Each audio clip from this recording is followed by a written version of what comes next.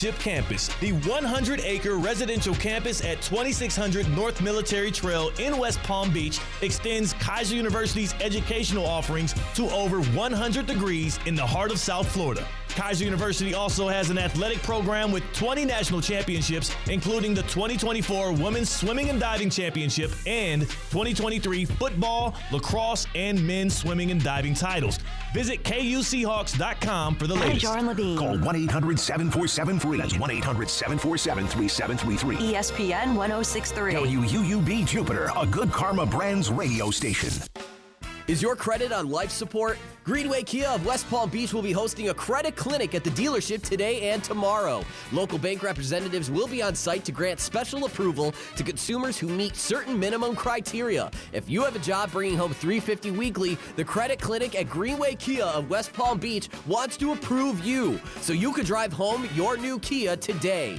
Greenway Kia of West Palm Beach will be hosting a credit clinic at the dealership today and tomorrow. Hello, is this thing on?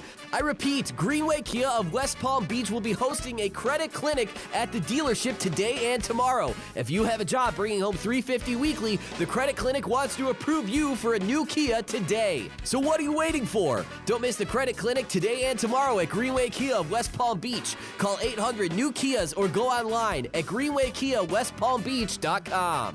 We want to see ya in a Greenway Kia. Credit affects down payment and approval term. Tired of being sidelined by a sports injury? Get back in the game with Baptist Health Orthopedic Care. Whether you're a professional athlete or even a weekend warrior, you can get back to doing what you love with our compassionate orthopedic team. Experience a new level of care and get back to your best. Welcome to being treated like a pro. Make an appointment today at baptisthealth.net/ortho or call 833-556-6764. Evan Cohen here. I'll get your day started on Unsportsmanlike with Canty and Michelle. And if that doesn't confuse you enough, Theo Dorsey will it too. Only on ESPN 1063. Good Greek moving and storage. Your superhero movers. College football lives here on ESPN 1063. Listen all week for the biggest bowl games, including Miami taking on Iowa State, plus the quarterfinals of the college football playoffs. This big week of college football on ESPN 1063 is presented by PNC Bank. PNC Bank is committed to making a difference in the lives of the customers they serve in the South Florida community. See how at PNC.com. Also presented by Bradley Heating and Air Conditioning, Hard Rock Bet, Roger Dean Chevrolet Stadium, and Twin Peaks. Holiday season at Duffy's Sports Grill means holiday features galore. Savor Duffy's limited time holiday menu with new crab stuffed mushrooms, seafood pasta, salmon Oscar, and mahi Oscar. Plus, famous holiday drinks like Jack Apple New Fashioned and a peppermint martini. Now, through New Year's Eve, score a $20 MVP bonus for every $100 in Duffy's gift cards you purchase. Duffy's, our game is always on. Now, it's time for a little R&R. Ball into the bucket, lays it up and in. Ball game, Rizzo! Live in the Anajar and Levine Accident Attorney Studios, this is Russo and Rizzo on ESPN 1063. This team is going to be tough when they finally get it together. Sit back and relax. Let Russo and Rizzo take you home. Oh, mercy! Light him up, Colin! Out goes 2024, in comes 2025. Good afternoon, ladies and gentlemen. Colin Russo here with Russo and Rizzo on ESPN 1063. Joining me is none other than Mike Rizzo back at the City Place Studios in downtown West Palm Beach. Alongside him, Christian Cat behind the glass, keeping us up over the air, keeping us on the ones and twos, making sure we are live and in person, having a good time here. The 31st of December, a Tuesday edition of the program, in which we got you for the next 2 hours, 4 to 6 today. Lots to talk about, lot to break down. The Lions yesterday had an impressive win on Monday Night Football, a game in which they showed up against the San Francisco 49ers on Monday Night Football. They have a big bout against the Minnesota Vikings on Sunday Night Football this coming Sunday, basically the lone big game that people can look forward to in the Week 18 slate. And, of course, you have the college football playoff quarterfinals, the first of 4 games kicking off tonight, 7:30, between Boise State and Penn State in the Fiesta Bowl down in Arizona. So we got a whole lot to do. We're going to talk to Mike Tannenbaum a little later in the program, get his take on what's going on in the NFL world and get into his career a little bit. It should be a whole lot of fun there. And more importantly, it's December the 31st, which means it is New Year's Eve. For those who celebrate, hopefully all the holiday season is going well.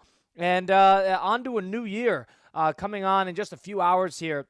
Now, Mike, I've never been a huge New Year's guy, but it's always fun because there's good sports always surrounding the holiday, but I cannot say it's one of my all-time favorite, make sure you're doing something, have plans in order. That has not been New Year's for me. I've never been a huge New Year's guy. What about you? I definitely was in my younger age. I mean, Colin, you're 22. Man, I would have been hitting the town tonight back when I was 22. I was about to ask, partner, you're not I searched the top 5 best nightclubs in Connecticut. Toad's Place in New Haven. You're not going to Toad's Place tonight? No, I'm not going to Toad's Place. Place. Not going to Toad's Place in New Haven tonight? No. This is not the night for that. It's not? I think okay. There's better nights to go. If you're actually in the type of person where you want to go out on New Year's Eve and you want to have a good time, New Year's Eve, to me, is not the day for that. Everything is more expensive. It's harder to get into places. Transportation is an absolute nightmare. The night starts later and ends later. There's a bazillion amount of people walking around in every single spot you could possibly think of. I've just never been a huge fan of it. I don't think it's that big of a holiday. I probably did like 6 or 7 straight New Year's of drinking and going out. You would have to establish this at least a month or a couple of weeks in advance. To your point, you're not just showing up to a place going, Happy New Year, let me in. You can't just go to your favorite bar. You can't do that. No. Everything is trickier nowadays. It's a bunch of hurdles you got to figure out. Thankfully, when I was living at home, I worked at a pretty popular bar. We would just go there and have that be the New Year's spot. But I will be watching the games on my couch tonight. I might go over to my cousins in Boca tonight. But other than that, I'm relaxing, partner. I'm getting excited for the Penn State and Boise State game. I've been watching a plethora of football while preparing for the show today. Michigan getting a big win. Colin, we need them. We need them bad. And LSU up 14-0 on Baylor right now. So I'm having a blast with all the football. And I love that they schedule these games right now. So, it gives us a little distraction of not wanting to go out. Yeah, you got a couple of the New Year's 6 bowl games in which you got actual important, if you want to call it, games. Michigan, a big win over Alabama. Let's just call it let's address the elephant in the room. Alabama's sitting there, and it was Alabama more so than it was South Carolina and Ole Miss. Alabama sitting there and guilt-tripping, high-grounding, talking from the top of the hill, sitting from their skyscraper, screaming down on the common folk, saying that they should be in the postseason. We got gypped by the committee. We're getting screwed. How about strength of schedule? Why do we even schedule big games? Right. All of that, throw it out the window. Goodbye. Goodbye. I don't need to listen to this. I don't need to listen to that crap. You guys are a bunch of phonies, and you cannot lose to a 7-5 Michigan after talking all of that garbage. And you want to talk about, you don't know if they're motivated or not. That's fair. Fine.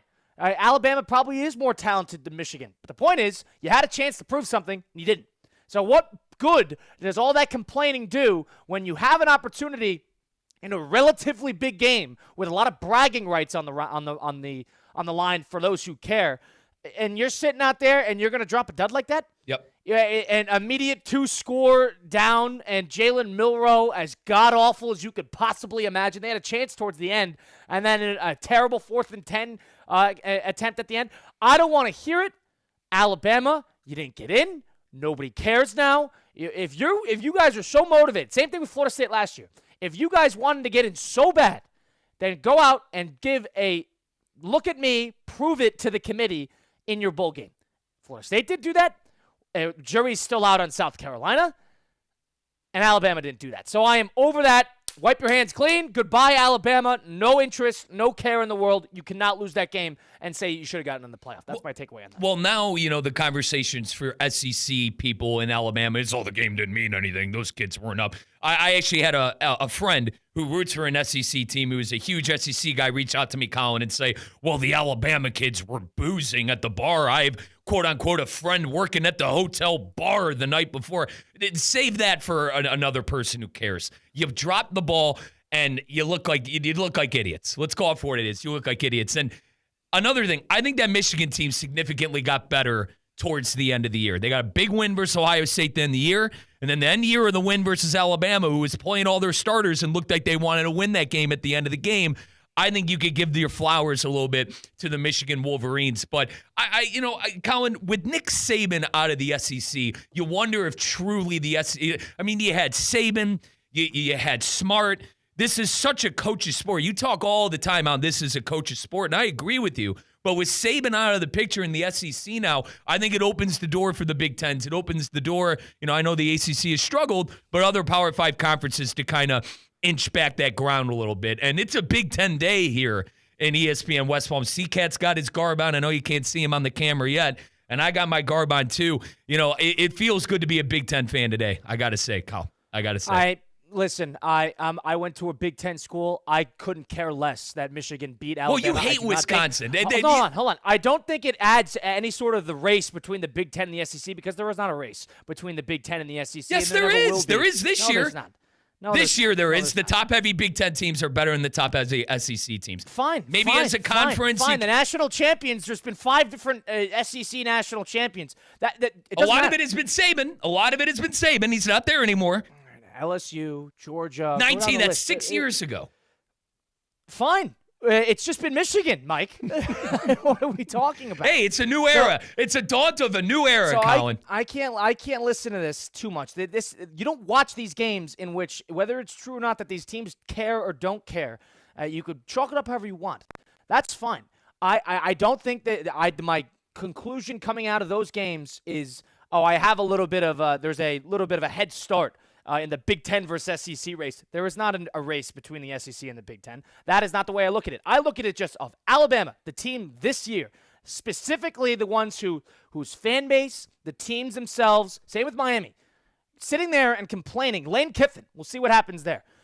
For those guys to sit there and belittle the committee and belittle the other team, the little team in the college football playoff realm who have made an effort to get in. SMU, they didn't lose a game in conference until the championship game. And Indiana, who beat everybody on their schedule until the best team on their schedule came out in Ohio State. Those teams did what they were supposed to do. They get in. And all of a sudden, now we're supposed to belittle those guys, and then you guys go out in your bowl game and lay an egg? I can't deal with that. This is the type of situation where I can no longer take you seriously because if it was that important to you and if it was that important to prove a point, then you would have came out there and you would have throttled whoever was in front of you. You didn't do that. So for me, this is not a grand scale Big Ten. You're not making it Big Ten. You're not putting on your Wisconsin garb today. I was hoping you had some Wisconsin on today. No, Wisconsin is not bowl eligible. But that is not that for me. USC playing with all of their freshmen against Texas A&M versus a lot of their freshmen. That doesn't do a lot for me. What I need to see now is Lane Kiffins of the world and the Alabama people of the world and the Miami people of the world to shut up and watch the rest of the playoff and not scream into the clouds about how they were left out when they should have been the odd man in at 3 losses. Right. I'm done listening to that. That is my conclusion. Goodbye. Good riddance. Nobody cares anymore. That's just my take. Yeah, and Kyle, we got plenty to look forward to, and still a couple SEC teams in this thing. Texas is right there. You got Georgia right in there too. So, like I said, the top-heavy teams in the SEC this year, the Georgias and the Texases of the world, they still have a chance to prove the spectrum wrong about the SEC this year. I'm a little sad that we're getting Ohio State and Oregon now. I'd much rather have seen that maybe in the next round. But this comes to the conversations of the committee and how maybe they need to change things entering next year. Yeah, we'll see. We got the first game on tonight, Boise State, Penn State. A game in which I think a lot is riding on the pride of Boise State. And, last time they were in the Fiesta Bowl was that great game against Oklahoma, I think back in 2007, I believe. So that was they have a little bit of mojo with the Heisman, the snub, whether you want to call Genty. Genty actually has the Barry Sanders record that he could break with 140-something yards. So there's going to be something at stake tonight on that end. But if there's one thing to Penn State's credit, is that there is a team that is very good at beating who they should beat. The Green Bay Packers of college football. It is the Penn State Nittany Lions. That is a team that is very good when they out-talent the team that they are playing. They are very good at beating that team. I don't know if I see Boise State walking in and competing immediately, but if there is going to be a chip on your shoulder moment, I think if there's a team that should have it, I think it's probably Boise State. Yeah, and I think you got to be able to run the ball. That's the number one thing I'm looking at. You have the Heisman, in my opinion, should have been the Heisman Trophy winner, but runner-up Genty, and you mentioned the Barry Sanders record. We know what Boise's going to want to do. Are they going to be able to do it when the X's and O's line up against Penn State and the better team? So if you can't run the ball, forget about it. They're not going to be able to throw, and this is going to be an absolute rout. But the last time we saw John T. and Boise State play a team of substance, in my opinion, was Oregon, and he ran all over that defense. Now, I think Penn State probably has a better defense than Oregon. We could split hairs about that later. But they've proved that they could do it against a Power 5 top team in the country. So you got to establish a run. They've proved it once. You got it once, and it was 3 months ago. You got to establish a run. If Boise doesn't establish a run, you might as well turn this thing off by halftime. Yeah. And the one thing that people love psyching themselves, I'm a victim of it as well. People love psyching themselves up into these games and then realize about halfway through each game that the disparity in college football is much larger than people want to give it credit for. Hopefully you don't see that tonight or tonight and tomorrow, because you got a couple good matchups that are probably a little early, like you alluded to. So you're hoping that you're going to get a couple good games on this early slate. But for the Arizona States and the Boises of the world, I think that you hope that they could hang around. That is the goal. If you're looking at the previews of this and you're looking at the coaches and the people covering the games, they're thinking you got to hang around. Yep. It's not just we got to win, we got to beat them, we got to do this to win. No, it's we got to do this to hang around. That is correct. The key. And so we'll see. Also, what Drew Aller are we going to get? Are we going to get the Aller that was spectacular the last two games, Oregon and SMU? Or are you going to get the Aller who's going to be struggling to pick up first downs and move the ball on offense? So I think the Boise defense is going to have their work cut out for him against a quarterback who I think could be playing on Sundays. Obviously, I think he needs to come back, and he is going to come back. But are they going to be able to hold Drew Aller? And are we going to get the Aller that we saw the last two games, or the Aller who couldn't put the ball in the end zone against Ohio State all those months back? Yeah, you're going to see, and you alluded to it earlier, if there's one thing that's on everybody's scouting report is you win this game if you do one thing. It's not if you control the line of scrimmage. It's not if you do this. It's not if you do that. If you get that running back, Ashton Genty, down in the backfield more so than he is used to, you are going to win this game. You're going to win this game easily. Yep. So if they are able to establish any sort of run game, then maybe you have a conversation. But if people want to, write home about Maddox Madsen and that pass game, taking that great Penn State secondary down the field, please be my guest. But that game lives and dies in that running game. And that's why, and Colin, to your point, that's why this is a 10.5-point spread according to Hard Rock Bet. That's why this is 10.5 for Penn State. Penn State's going to stack the box and dare Madison to throw the ball downfield. And I don't know, mate. I really don't see it. Yeah, I have a tough time seeing them compete tonight. But if there's one thing, if there's a chip on your shoulder moment, Boise State counted out double-digit underdogs, and Genty, more importantly, didn't get that Heisman probably because of the team he plays for and the conference they play in. If there was a moment like, all right, let's prove to the world that we belong and we should hang around, here's your chance. Right. Here's your moment. So take advantage of it, and it's against a team that if you put them in a tight spot late in the game, they're going to shrivel. And if you give them the spot them 14 points in the first quarter, goodbye. Call the hearse. And if that happens, Colin, if that happens, and recency bias too. I mean, look at the teams that arguably shouldn't be there, right? The Boises of the world, the Indianas, whatever we want to call it, they had the record to get in. But the teams that quote-unquote shouldn't be in there, according to some people, the games have been routes. So recency bias says that this isn't going to be a game. And if it's not, we're going to be getting the committee got it wrong again, and we're going to be doing that same old song and dance of how are you giving a team like Boise State a bye when their best team – go ahead. To what we said earlier, that's why I can't listen to that. So that argument is over. If you want to sit here and complain about your team not getting in, but most of the teams that are complaining about this haven't even done anything in the bowl games yet, I don't want to hear it. Goodbye, good riddance. There's a disparity in college football. The great teams are great. The good teams are good. There's a big fat gap in between that. Just get used to it. This has happened in college football before. It's going to continue to happen. That is your takeaway. It's not that they got it wrong, that they should change it. It's not that. It's not the other. And I was somebody who was up and down on it, but just listening to this and seeing how some of these teams are showing up, I can't do it. And we're finding out, too, and I think you mentioned it earlier in the show, the disparity between the top team, like Colin, the top 4, top 5-ish teams, and the 6, 7, 8, 9, 10, 11, 12 teams is pretty big. I think we could agree that it's pretty big. And it's been like that for 10 years. Exactly. Like 10 years. And that's why, I'm hoping one day it'll happen, just not to my team. But that's why when a big upset happens, it's going to be of substance because of the talent discrepancy, and coaches are going to be on the hot seat, and certainly ADs, whatever you want to call it, are going to be embarrassed once one of these teams does it. Maybe it's tonight with Boise beating Penn State, but CCAT's got its garb on. I don't see it. I don't see Boise keeping this one close. I just don't see how they're going to be able to run the ball. Honest to God, I do not see how they're going to be able to run the ball tonight. And if they can't run the ball tonight, they're in some real big trouble. Yeah, you got to stop that offense, and you got to be able to establish that run game early and often. Christian Catt, our producer, is a Penn State fan himself. They took Penn State, I believe, minus 10.5. So we're rooting for Boise tonight.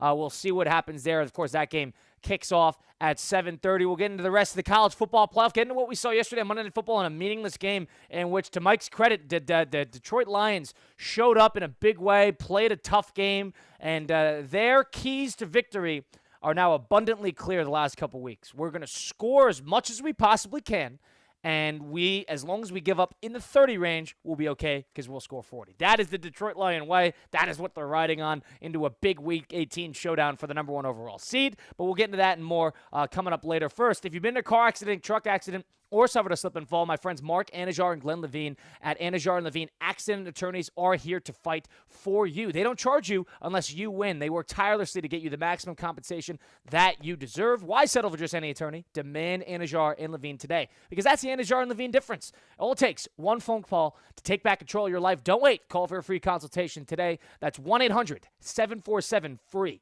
That's 1-800-747-3733. Take back control now. It's Anajar and Levine Accident Attorneys. We'll continue the program a little bit next on Russo and Rizzo, ESPN 106.3. Live from the Anajar and Levine Accident Attorney Studios. Anajar and Levine Accident Attorneys. Call 1-800-747-FREE. This is ESPN 106.3.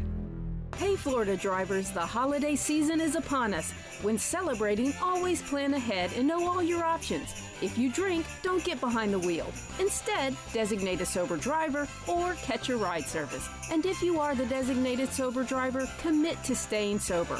Besides, a DUI could cost you $10,000. Not exactly the best gift you could give yourself. Celebrate responsibly and remember to drive sober or get pulled over. This message brought to you by the Florida Department of Transportation. Banyan Printing and Signs wishes you a happy and healthy holiday season. Thank you for making Banyan your trusted printing, mailing, and signage partner in the Palm Beaches for over 47 years. From A-frames to yard signs, business cards to booklets, and much more, plus a big announcement coming in 2025. Get started at banyanonline.com or by calling 561-586-6220. Happy holidays from Banyan Printing and Signs, the official printing partner of ESPN West Palm and Kaiser Athletics. The South Florida Fair is almost here. Buy your advance tickets now and you can save up to 50%. Plus, if you use your discount admission ticket on opening day of the fair, you can keep it and visit the fair another day courtesy of Publix. That's 2 days of fun for the price of one. South Florida Fair discount tickets are on sale now at Publix and online at southfloridafair.com. Fair opens January 17 in West Palm Beach. We all hear the radio ads about the IRS. They tell you to be afraid, to be scared, and they try to frighten you into calling. I'm not here to do that. Tax Relief Advocates is different. TRA is here to tell you that if you owe money to the IRS, whether it's $5,000, $50,000, or $500,000, we have a solution. It doesn't matter if you're sitting in your car, at work, or with your kids. No matter where you are, call now. 800-575-9491. Don't lose hope. TRA can eliminate or reduce what you owe to the IRS. Generous programs are now available that can give you a fresh start. Our passion is taxes and helping individuals fix their IRS problems. We have over 1,000 5-star reviews on Google and an A+ with the Better Business Bureau. You don't need to be afraid of the IRS any longer. End your tax nightmare today by visiting us online at TRA.com or call 800-575-9491. That's 800-575-9491. Tax Relief Advocates. Real solutions for real people. Must qualify for enrollment. Results may vary. Hey, y'all, it's CCAT. You want to know my secret to losing 14 pounds in my first 3 weeks? It's Metrum MD in Palm Beach Gardens. This is medical weight loss, not some cookie-cutter program. Doctors and experts design a plan just for you. They even handpick food and supplements to cut hunger, burn fat, and keep you energized. I'm losing weight fast enough to stay motivated, and I'm not hungry. The best part, the place is packed. The results are real just like mine. I'm already down 14 pounds in just 3 weeks. Don't wait. Visit Metrum MD in Palm Beach Gardens or go to MetrumMD.com. That's M-E-T, the word trim, MD.com. You'll thank me later.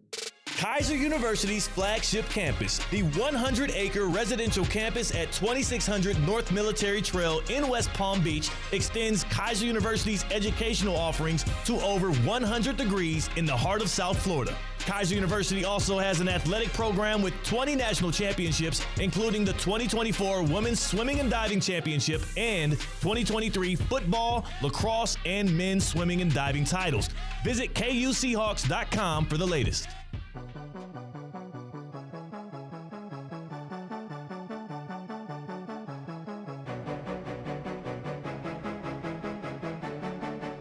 Let's get back to the Anajar and Levine Accident Attorney Studios. This is Russo and Rizzo on ESPN 106.3. December the 31st, New Year's Eve day, a Tuesday edition of Russo and Rizzo on ESPN 106.3. Colin Russo with you alongside Mike Rizzo and Christian Catt, as always behind the glass.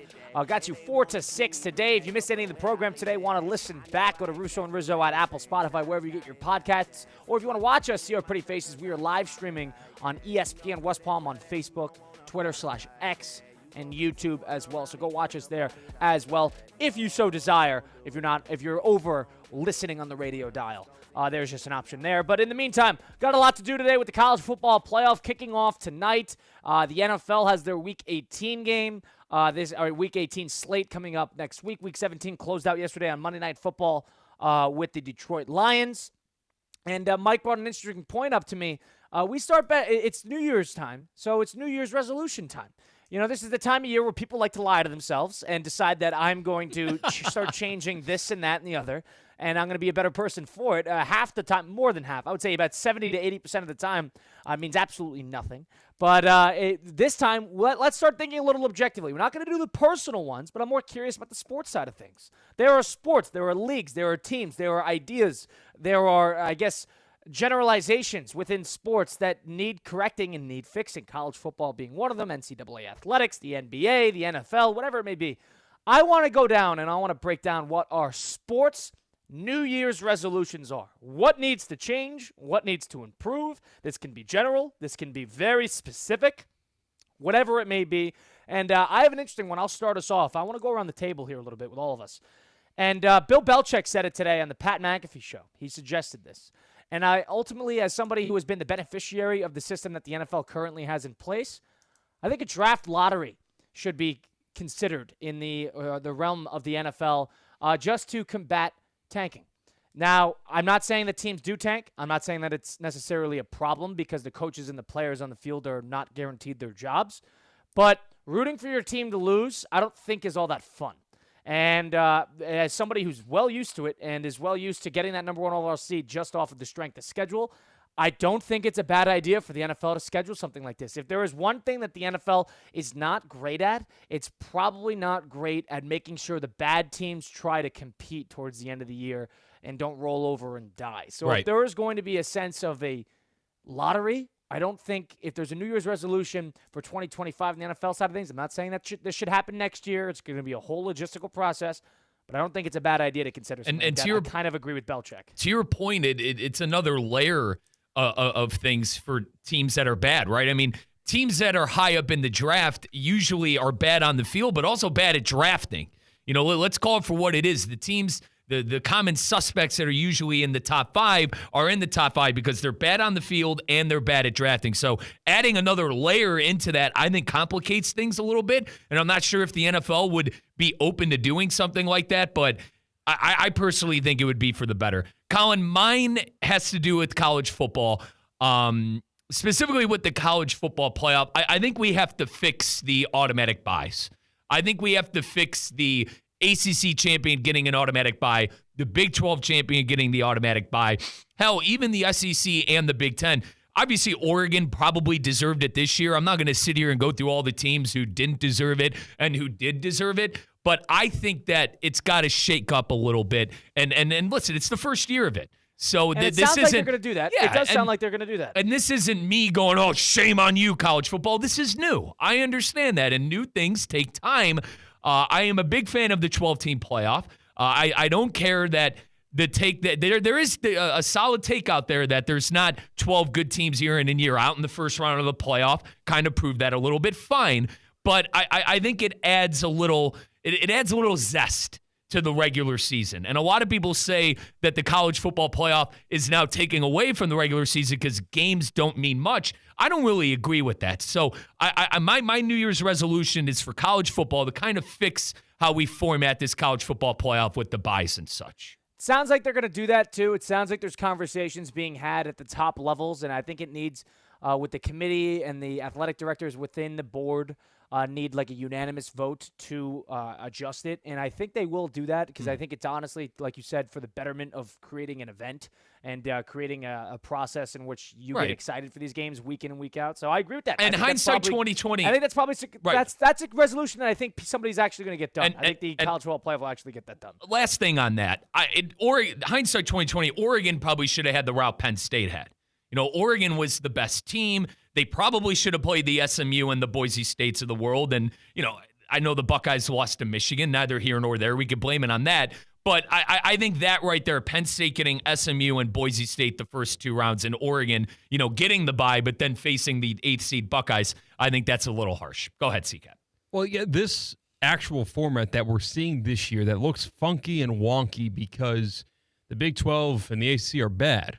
If you go back 5 years, it would look a whole lot better. All the mocks that we've seen through the years while we've been waiting for the 12-team playoff look real good. And when you shuffle up these conferences and take away great teams from the Big 12 and the ACC teams just kind of shoot themselves in the foot, Florida State looking at you, Clemson looking at you, that's the problem. I feel like the College Football Playoff Committee doesn't look inward at the fault. They look outward, and they should look outward. It's like, well, wait a second. I thought we had a Power 4 conferences. We, I guess, don't. To your point, C-Cat, this is fueling the 4 automatic bids for the Big 10 and the SEC, like the rumors we heard earlier before the year that they were vying for that. So I don't know. I hope that doesn't happen. And I am a Big 10 guy, as everyone knows. I hope that doesn't happen, the 4 automatic bids for the SEC and the Big 10. I really hope it doesn't. Yeah, I don't think it will happen either. It's from one perspective, I agree that, you know, you can't say that, you know, 5 years ago this would have been great. You know, all of a sudden this format would have been fantastic and you would have had, you know, 8 classic games to finish out the year. You can't say that because the college football, even in the 4-team, has had problems with parity and making sure that there's 4 great teams there. That's just the nature, I think, of the game. That's the nature of the NIL. That's the nature of where everything's heading, the transfer portal. It's so easy to put together a super team on a one and done. And more on the conference stuff, like the Big 12 lost Oklahoma. They lost Texas. Like, that is devastating to the conference. The ACC this year, I mean, Florida State was a top 10 team this year. They won, 2 games, 1 game, and Norvell's coaching for his job next year. So I think a lot of stuff happened to those conferences within this year and the last couple of years. So they're not as dominant, so to say, as they were in years past. Overexpansion of conferences has been a problem. And Big Ten is adding, SEC is adding, and they're only adding the elites of the elites. It's not like adding the Marylands and the Rutgers. They're now adding the Oregons and the Texases and the Oklahomas. C-Cat, do you have a sports resolution that you'd like to pitch to the crowd? Yeah, we currently live in a transplant area, West Palm Beach, Florida. Most of the people that live here are not from here. And if you're a sports fan, you're probably listening to us right now on ESPN 106.3. I implore to you, go back to your roots. Twice a year, your two favorite teams, go to a home game. Go back to your roots and kind of invigorate your fandom, because being separated from your favorite team, just absorbing your team and consuming your team's games on TV, it doesn't quite do the trick. You lose a little bit of your fandom, you lose a little bit of your vigor and your excitement for that team, and you can get it all back with one weekend trip, maybe a weekend series for your baseball team. Maybe you go to one primetime football game.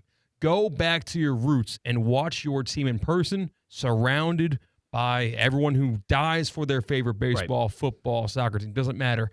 Go do that this year. I mean, call for it. Call the boys, call the girls that you used to go to the games with, and get on down to the ballpark.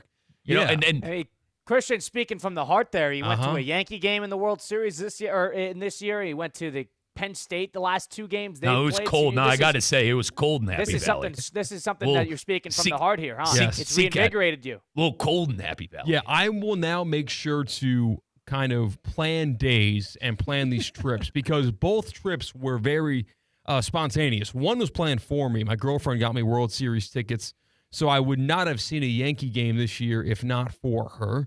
And then there was also playoff game. Tickets were cheap enough. College buddies said they had time for me, so let's do it. But next year and going forward, I will plan these trips and make sure I make it to Yankee Stadium once a year. Make sure I make it to Happy Valley once a year. We got to get Colin. Hold on. You're leaving one out. You got to go to Baltimore. I like the Ravens. They're not my top two. They're my third. I like the Ravens. Hang on. Hold on. Maybe you got to reinvigorate it a little bit. If he's going to that card, I want to have a station trip to Madison. I've never been to Wisconsin. I've never been to Wisconsin. Great city. Exactly. You love it. You wax poetically how much you love Madison. I love Madison. Let's go see Colin. Let's go see Colin's favorite football team. Let's call up the president of Good Karma Brands, Steve Politziner, and let's make this thing happen. I think so. Right? Wouldn't that be fun? Go for an away game. We don't need to go to Camp Randall. I'm telling you. I want to be at the same spot. Not a big-time spot. I want to be at the same spot that Colin Russo was for 3 years when he did the pregame show for the Wisconsin Badgers. Formative years. That's a fun time. As long as we don't go to the game, I'm fine with that. No, you got to go. No, you're going to the game, buddy. You got no choice. That's not how this works. How about an early November combo where we catch a Wisconsin basketball game early season and Colin loves Greg Gard. Colin loves Greg Gard. Maybe a volley. If you were smart about this, you'd do it. You'd find a hoop game on Friday. You'd find a college football game on Saturday, and then you'd go to Green Bay. Check out the Tundra Trio and the ESPN Milwaukee people. You go to Packers on Sunday. If you were smart, that's how you do it. Yeah. Wisconsin women's volleyball. Sounds like Colin. We're not going to that. I didn't go to one game in my 4 years there, and I know they cover it at ESPN Madison. I was about to say, dude. It sounds like you're calling that a waste of time to me, buddy. I mean, sounds like you're calling that a waste of time. They're good, but they haven't won a big game. I'm not dealing with it. I'm okay. I'll miss that. It's no problem. But listen, not a bad idea. I was saying Baltimore because, listen, I've been to Baltimore. It's no Disneyland. Let's put it that way. You think I was kind of skipping out because the city's not that good? No, it's not a great city. We have this saying about that stadium. The giant purple crab cake is what we say that where I'm from. That area is not bad. The Inner Harbor area, just that area, but. Anywhere outside. That is a hyper-specific 3-block radius. Yeah. And then I'll never forget getting out of the taxi at Camden Yards in Baltimore with my dad going to a game, and we wanted to go to the Babe Ruth Museum before the game and then go to the ballpark. And the guy said, all right, the Babe Ruth Museum is a block that way. And he was pointing with his hands in every direction because the Camden Yards is somewhat near the water. So he goes, all right, you can't go that way. You can't go that way. You could go a block that way, then you can't go any further, and you can't go that way. And he's pointing basically a full 360 around us, other than the ballpark. Surely you guys are overreacting about Baltimore, right? I've never been there. No, there's a whole lot of plywood on windows in Baltimore. That's what you'll find. Baltimore is not a big-time city. Okay. It is not a big-time city. Just double-checking. Great sports, great ballpark. I haven't been to the Ravens. I drove by it. But it's not a big-time city. So if you disagree, 888-760-3776. Do you go to you sell me on Baltimore? Do you go to the giant purple crab cake to watch a football game? Colin, out of your teams, Which one's most likely for you? Is it UConn hoops for you to get back to? Right, hold on. Let's think of my options here. It's a very What am I going to go to? Am I going to go to Sacramento to see an A's game in that godforsaken AAA ballpark that gets up to 120 degrees during the day? Access. Am I going to go to Jacksonville? Probably the worst NFL city. Close to us. You know what? Close to us in West Palm. That's actually doable because I'd like to get to a game there. But I've heard, Go see the Silver Fox, Doug Peterson, Kyle. Nope, he won't be there. We could go to London, go see Jacksonville there if we want. Let's go to a side. We could go to Manchester too, C-Cat. We could go see our Red Devils play. You go to Charlotte. You go see a Hornets-Bulls game where they tie the new record for missing the most threes amount in the game, which they did again last night for the second time in 2 weeks. Can you believe that? So we could go see that. Colin, you root for it. Listen, and this is Hornets Bulls 2 times in 2 weeks. They broke the record, the previous record for most missed threes in a game between two teams. This is C-Cat. This is going to be rich coming from a Cleveland guy. Colin, how the hell did you pick these teams to root for, partner? What was the thought process rooting for these teams here? I could do this really quickly. So please do. We need to go through this. 2014, I needed an NFL team. I hated the Patriots. I hated the Giants. I hated the Jets. I grew up in the Connecticut area. Blake Bortles got drafted at UCF. I liked Allen Robinson, believe it or not, out of Penn State. He was drafted in the second round, and that is the team I went with for that. The Charlotte Hornets. Kemba Walker was at UConn. Easy one. Follow him after that great run. They won the title. He went to the Charlotte Bobcats. That was the lockout year. They went 9-59. It was one of the worst teams I've ever watched in my entire life.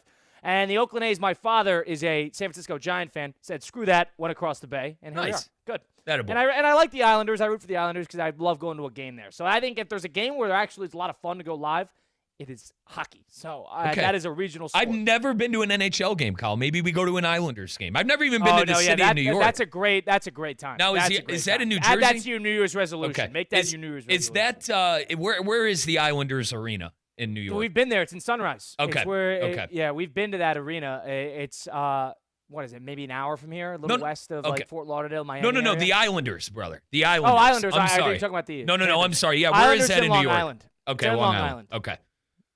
So it's outside of the city. Yeah, I got it. C-Cat's probably been there. Yeah, you probably did. C-Cat, I've never been to New York, man. We got a couple of things. We got to go to Madison to see Colin's favorite football team, and then we got to go to the NHL game in New York. So we got a couple of things planned for 2024, to say the least. Yeah, someone came to me that works here, and he was saying, I'm trying to plan one trip. I'm either going to Boston or New York. I told him, go to Boston. Seriously. Really? Yes. Been to Boston a number of times. Maybe I'm spoiled. He was asking you to come with him, or he was asking you on your recommendation? Recommendation on where he should travel this year. What time of the year? The summer. It was to go see his favorite team, the Tampa Bay Rays. Should he go to New York City and see the Yankees go to Fenway? Rays? I would go to Fenway. I would say the same too. You're not really missing much in New York City, to be honest. Unless you're really rich and you can really fine dine, then you can do something in New York. But Boston's got the history. They've kind of got these small town cities out of it. Yeah. You gotta, the North End North End's amazing too. Like I said, my uncle's from Boston. Been there a number of times. Great city. You don't want to go there when it's freezing though. Yeah, I agree with that. I think that going to Boston instead of New York City in the summer, because what are you going to do? Stay in the city, and then you got to commute to the Bronx to go see them play, or commute to Queens if you want to go see them play the Mets. I don't know. It's not necessarily. Boston is everything's kind of right there. I haven't been to Boston in a couple of years, but that's a walkable city. I think there's a charm to that with the sports team. So good call out there, C-Cat. Have you been to the Islanders? I have never been. No.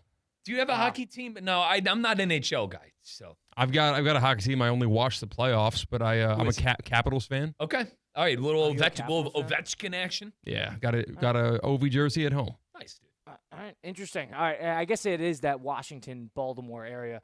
But, all right, we continue onward on Russo and Rizzo. Our sports resolutions for the new year.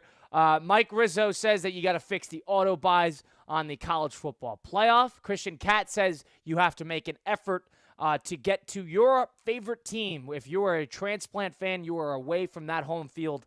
Make a trip once or twice a year to go reinvigorate your passion for said team. And I say that the NFL should consider, I'm not saying it's the right way to do it or the wrong way to do it, but should consider doing a draft lottery instead of just strictly listing it 1 through 32 based on the record and the strength of schedule. So that is just my take. I think that might combat a little bit of tanking or rooting for losing. Instead, you could create another event out of it, maybe a little bit of a little bit more suspense in the offseason, which is what the NFL has been trying to do. But we continue onward here. We'll talk to Mike Tannenbaum over at 5:20, so stick around for that. Got a whole lot more to do, a little Monday Night Football, and do the rest of the college football playoff coming up next. It's Russo and Rizzo, ESPN 106.3. Anajar and Levine Accident Attorney Studios. Anajar and Levine Accident Attorneys. Call 1-800-747-FREE. This is ESPN 106.3. What's the Anajar and Levine difference? If you're the victim of a car crash, you will always speak to a lawyer. You'll always get the highest standard of care from our dedicated legal team, and we'll always fight to get you the maximum compensation you deserve. That's the Anajar and Levine difference. Call our legal team right now for a free consultation. Call 1-800-747-FREE. That's 1-800-747-3733. Don't wait. Call 1-800-747-FREE. In office, West Palm Beach. At St. Lucie Battery and Tire, batteries came before tires. We've been selling and servicing all types of batteries for over 50 years. So when you need a battery for nearly anything, we have it, as well as the fast professional installation you need. We carry premium batteries for all your needs: automotive, commercial, marine, RV, and specialty. We also offer delivery and on-site installation, serving our customers quality products for over 50 years in the home of honest, reliable service. Go to slbt.com and book your next appointment. It's winter, which means you need to get ahead of all the bowl game action and plan out your weekends. It's time to make Twin Peaks your headquarters to watch your favorite team make the playoffs and track your fantasy team. Whether your teams win or lose, you still end up a winner with eats, drinks, scenic views, and Twin Peaks 29-degree ice-cold beer. Enjoy some made-from-scratch favorites like the mozzarella bites, burgers, or wings. Love the mozzarella bites. And if you can't make it in for all the games, that's fine. Stop in for the man-sized $5 happy hour drafts and enjoy select appetizers as well. And if you're not into watching football, Twin Peaks has you covered too. They carry UFC fights every single weekend. Main cards, they got it. Fight nights, got it. Twin Peaks is the ultimate guys lodge for all things sports. So grab your crew and head over to Twin Peaks for the seasonal beer rotations and exclusive cocktails that pair perfectly with a big game. Whether you're at Twin Peaks for the football, the fights, or just some fun with friends, you'll always leave feeling like a champion. Head into Twin Peaks, your home for eats, drinks, and scenic views. Does your business leave a lasting impression? Attractive, eye-catching signs help you stand out from the crowd and create a strong brand identity. Our team at Signorama West Palm are experts in helping your business get noticed and get effective signage in front of your potential customers. Our team can turn your blank windows or plain vehicles into money-making branding machines by drawing customers' attention to your business. So if you're looking to leave that lasting impression, call us 561-687-7993 or visit signoramawpb.com. Hi, this is Evan Cohen. I'm back, baby! Unsportsmanlike every morning, 6 to 10 a.m. right here on ESPN 106.3.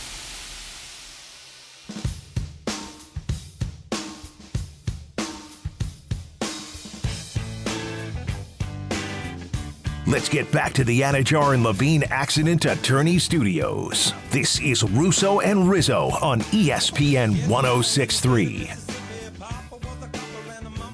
Michigan beat Alabama in the Relay Quest Bowl and in the Cheez-It Citrus Bowl. Illinois currently leading South Carolina 7-3.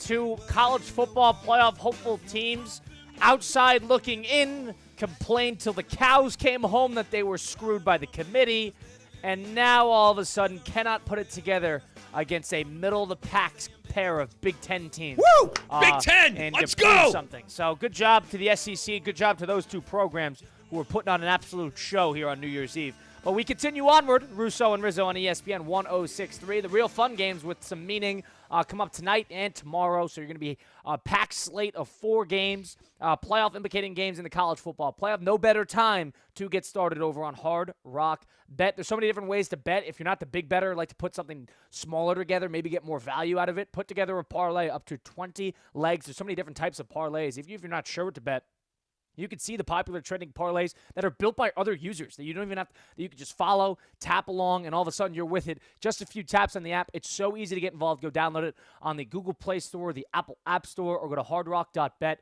To get started today, the NBA is in full swing. College basketball is starting to get back into it with some conference play. I saw number 7 Kansas fell to West Virginia a little about 2 hours ago or an hour ago.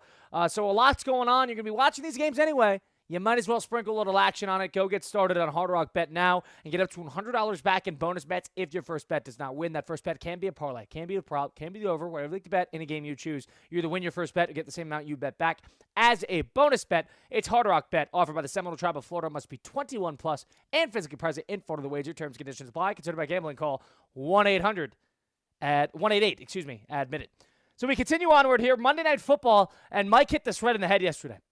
When we were talking about whether we should take the Detroit Lions minus 3.5 on Monday Night Football against the San Francisco 49ers in a completely, utterly meaningless football game on Monday Night Football in which the Lions can win or lose, and it does not matter because it is a win and you got that first overall seed locked down in the NFC. Mike said that's not Dan Campbell's style. That is not his way of doing things, to kind of strut out there despite being banged up with your backups and sort of roll over and let the other team run all over you. That's exactly what happened yesterday. Now, the Niners played pretty well. I give them credit. They were leading at halftime.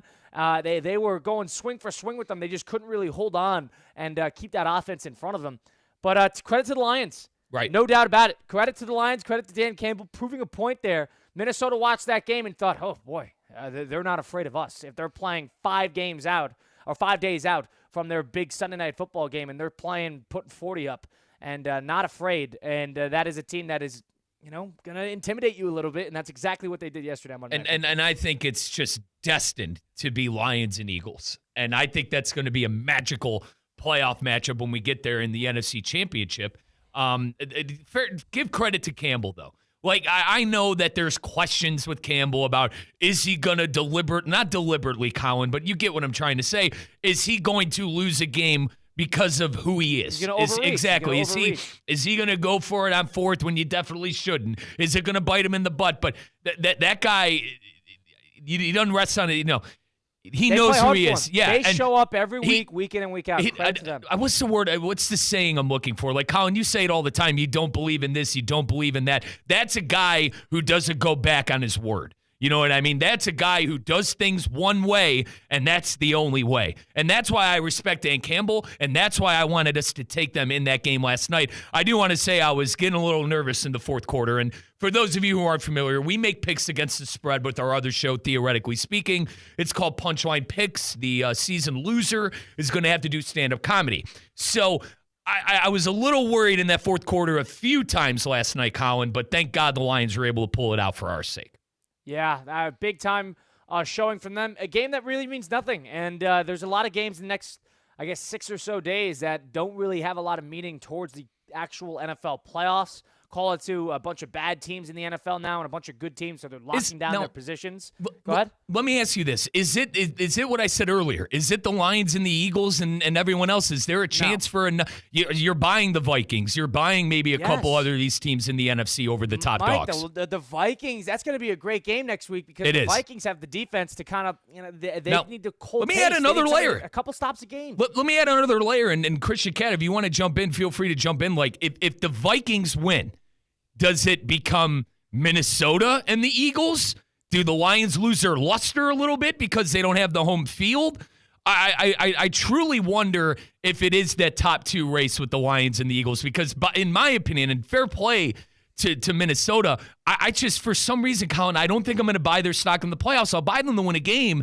But I think when push comes to shove, when it comes time to beat the Lions and the Eagles in the playoffs, I think that the experience, I know the Lions only done it for a year, but I think the experience of the Lions winning playoff games and going to the NFC Championship and the experience of the Eagles with Jalen Hurts and Nick Sirianni, say what you want about Sirianni, guy's been to a Super Bowl, I think that's going to take precedent over the Minnesota Vikings. I think it's completely unfair to count out a 14-2 regular season team that has shown up time and time again and has won on the road, won at home. And one thing about the Lions, too, I don't know how important that home field is going to be. They were undefeated on the road.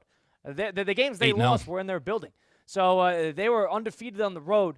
And I think we are not in a position now. At this point in the NFL season, you cannot count out in any stretch the Minnesota Vikings. They have a defense that forces turnovers and can flip a game quickly. They have a quarterback that is playing really close, if not there, at an MVP level. And they have multiple Pro Bowl level, all-pro level players, skill possessions on that team.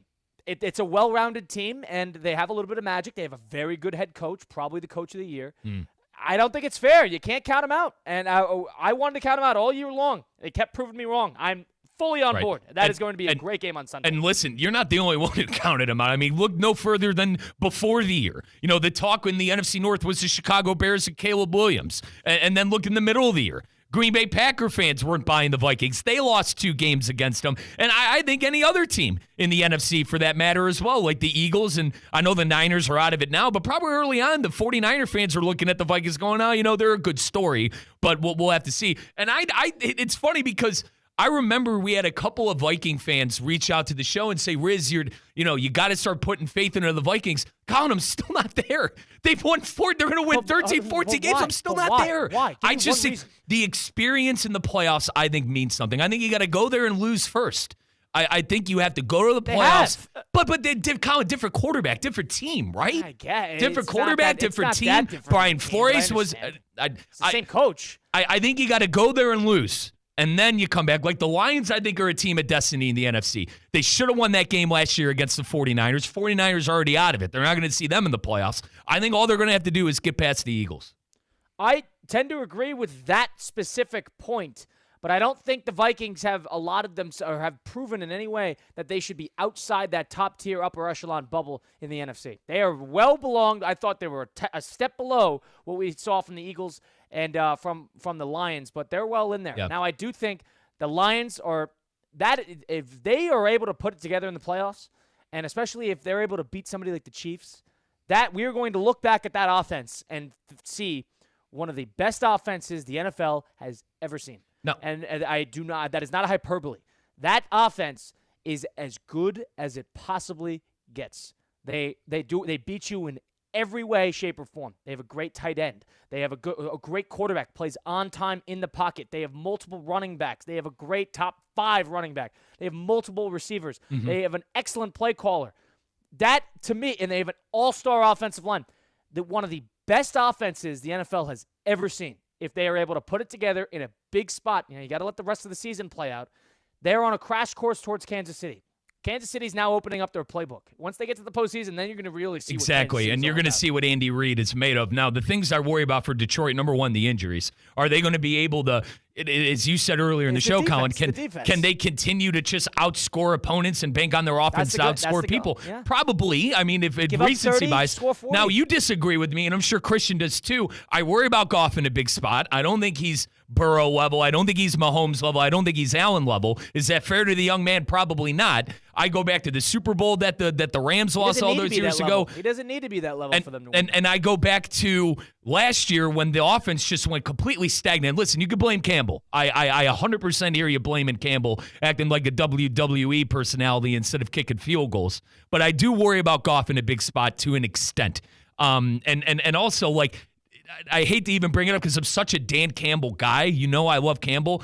Is that gung-ho style of coaching going to hurt him? So those are the 3 things I'm really looking at. Injuries, Goff in big spot when the game's on the line in a 2-minute drill, and Campbell.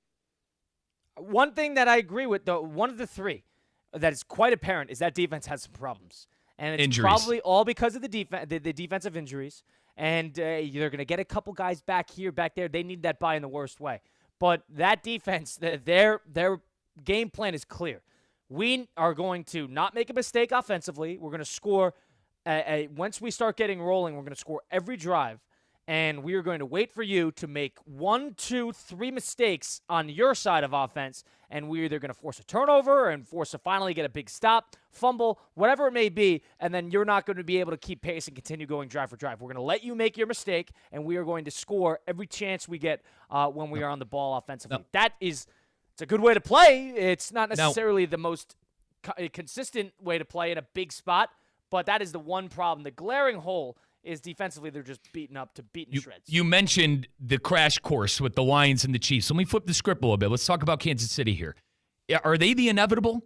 Are the Chiefs the inevitable, or can a Josh Allen, an unsung hero, come up out of the dust and finally get over the hump that is the Chiefs? Because, Colin, I personally think it's good for the NFL because I think dynasties are good for sports. But I know I'm going to hear a bunch of people go, oh, God, here we go again. Kansas City in the Super Bowl. Well, if you want to immortalize yourself, I think this playoff's going to have a lot of opportunity to immortalize yourself. Dynasties are good. Whether you are the guy who finally knocks off Mahomes and stands in the way of them getting a three-peat in the AFC or in the Super Bowl. If the Chiefs go, 17-2 or 18-2, and they're able to, win every game on their schedule, and they drop one the last game of the year because it doesn't matter, fine. And then, but if you're that team that is able to stop them, and if you're the team that is able to hold Kansas City from acquiring 3 straight rings, if you're that team, you immortalize yourself. Now, Agreed. on the flip side of Agreed. things, Kansas City going 18-2 on the three-peat with an all-time head coach, an all-time quarterback, an all-time tight end, and a pretty freaking great defense, they're going to be lauded as one of the best teams of all time because they are better than what they were last year. They are better in a big game, and they're the ultimate winners. Yep. And if people are going to forget the close game against, on Black Friday against Las Vegas Raiders, people are going to forget about that. Because if you go 18-2 and 18-1 really in games that matter, and you have the Super Bowl right there for a three-peat, so it's going to be hard to argue against the Chiefs' proficiency if you're able to. Hang on here, Kyle. No one says that the Chiefs have to lose that last game of the regular season. I'm not talking. Yeah. No one. What do you mean, man? I'm building this up in my head, baby. I'm building it up in my head to see old Joe Burrow in the playoffs. People, I've seen the argument that is it a waste 25 of time? days, but 25 days between games, and that's a long time for a Chief team to go without playing rust, whatever it is. That would make sense if it wasn't for Andy Reid, who is 21-4 coming off the bye. 21-4. There was nobody better in the history of the NFL off of a bye than Andy Reid. Do you think I have no interest? Does he just open his playoff playbook, Colin?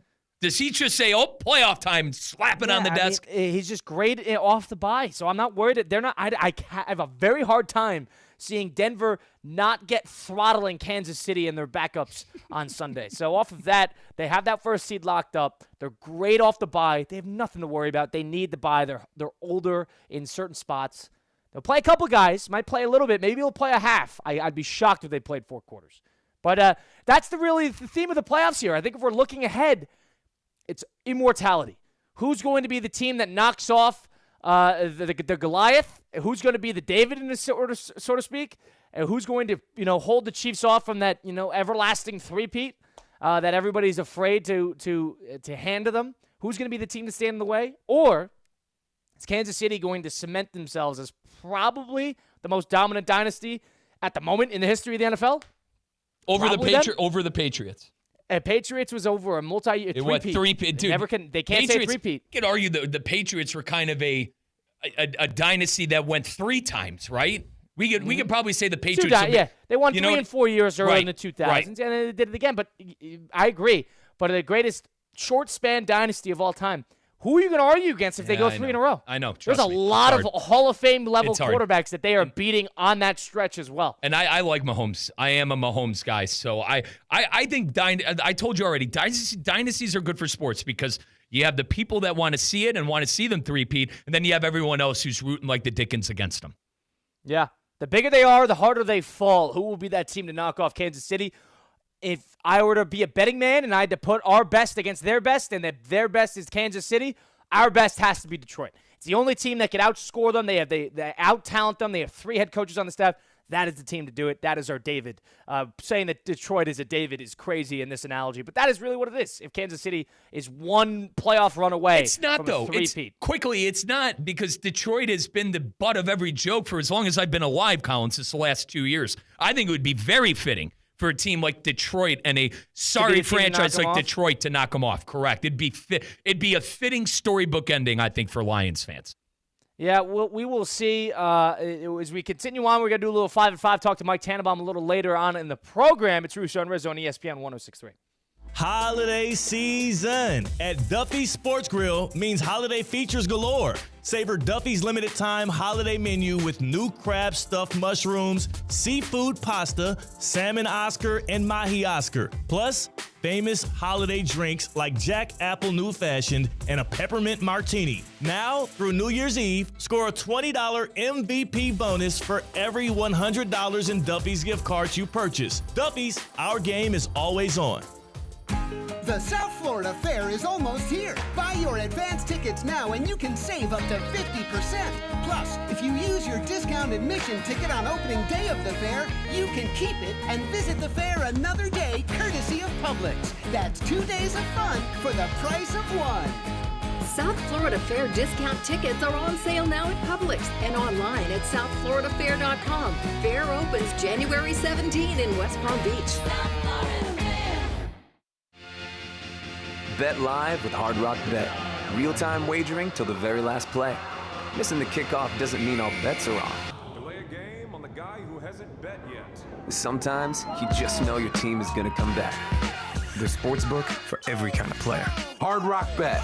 Roll with us. Get up to $100 back if your first bet doesn't win. Payable and bonus bet up to $100, not a cash offer. Offered by the Seminole Tribe of Florida. Must be 21 plus and physically present in Florida to wager. Terms and conditions apply. Concerned about gambling? Please call 1-888-ADMIT-IT. Good Greek moving and storage. Your superhero movers. Hi, this is Kevin Dalton, owner of the Unlimited Auto Wash. You'll love our daily specials. With our loyalty card, you can save up to $5 off any wash on Mondays if you're a guy, Wednesdays for the ladies, and seniors 55 and older every Thursday. And Tuesday is Double Stamp Tuesday. With 6 locations, there's an Unlimited Auto Wash near you. Plus, we have unlimited monthly plans that offer inside and out washes with Tire Shine for just $44.95 a month. Visit unlimitedautowashclub.com or call 561-WASH-ME-TOO for a location near you. Anajar and Levine. Call 1-800-747-FREE. That's 1-800-747-3733. ESPN 1063. WUUB Jupiter, a Good Karma Brands radio station. F45 Training West Palm Beach offers functional group fitness classes reimagined. Sign up for F45 today and visit their West Palm Beach location. Featuring high-intensity group workouts that are fast, fun, and results-driven, F45 always has the right workout for you. Not to mention, it takes just 45 minutes. Visit F45training.com today to find a studio near you and officially join the F45 Training family. F45, team training, life-changing.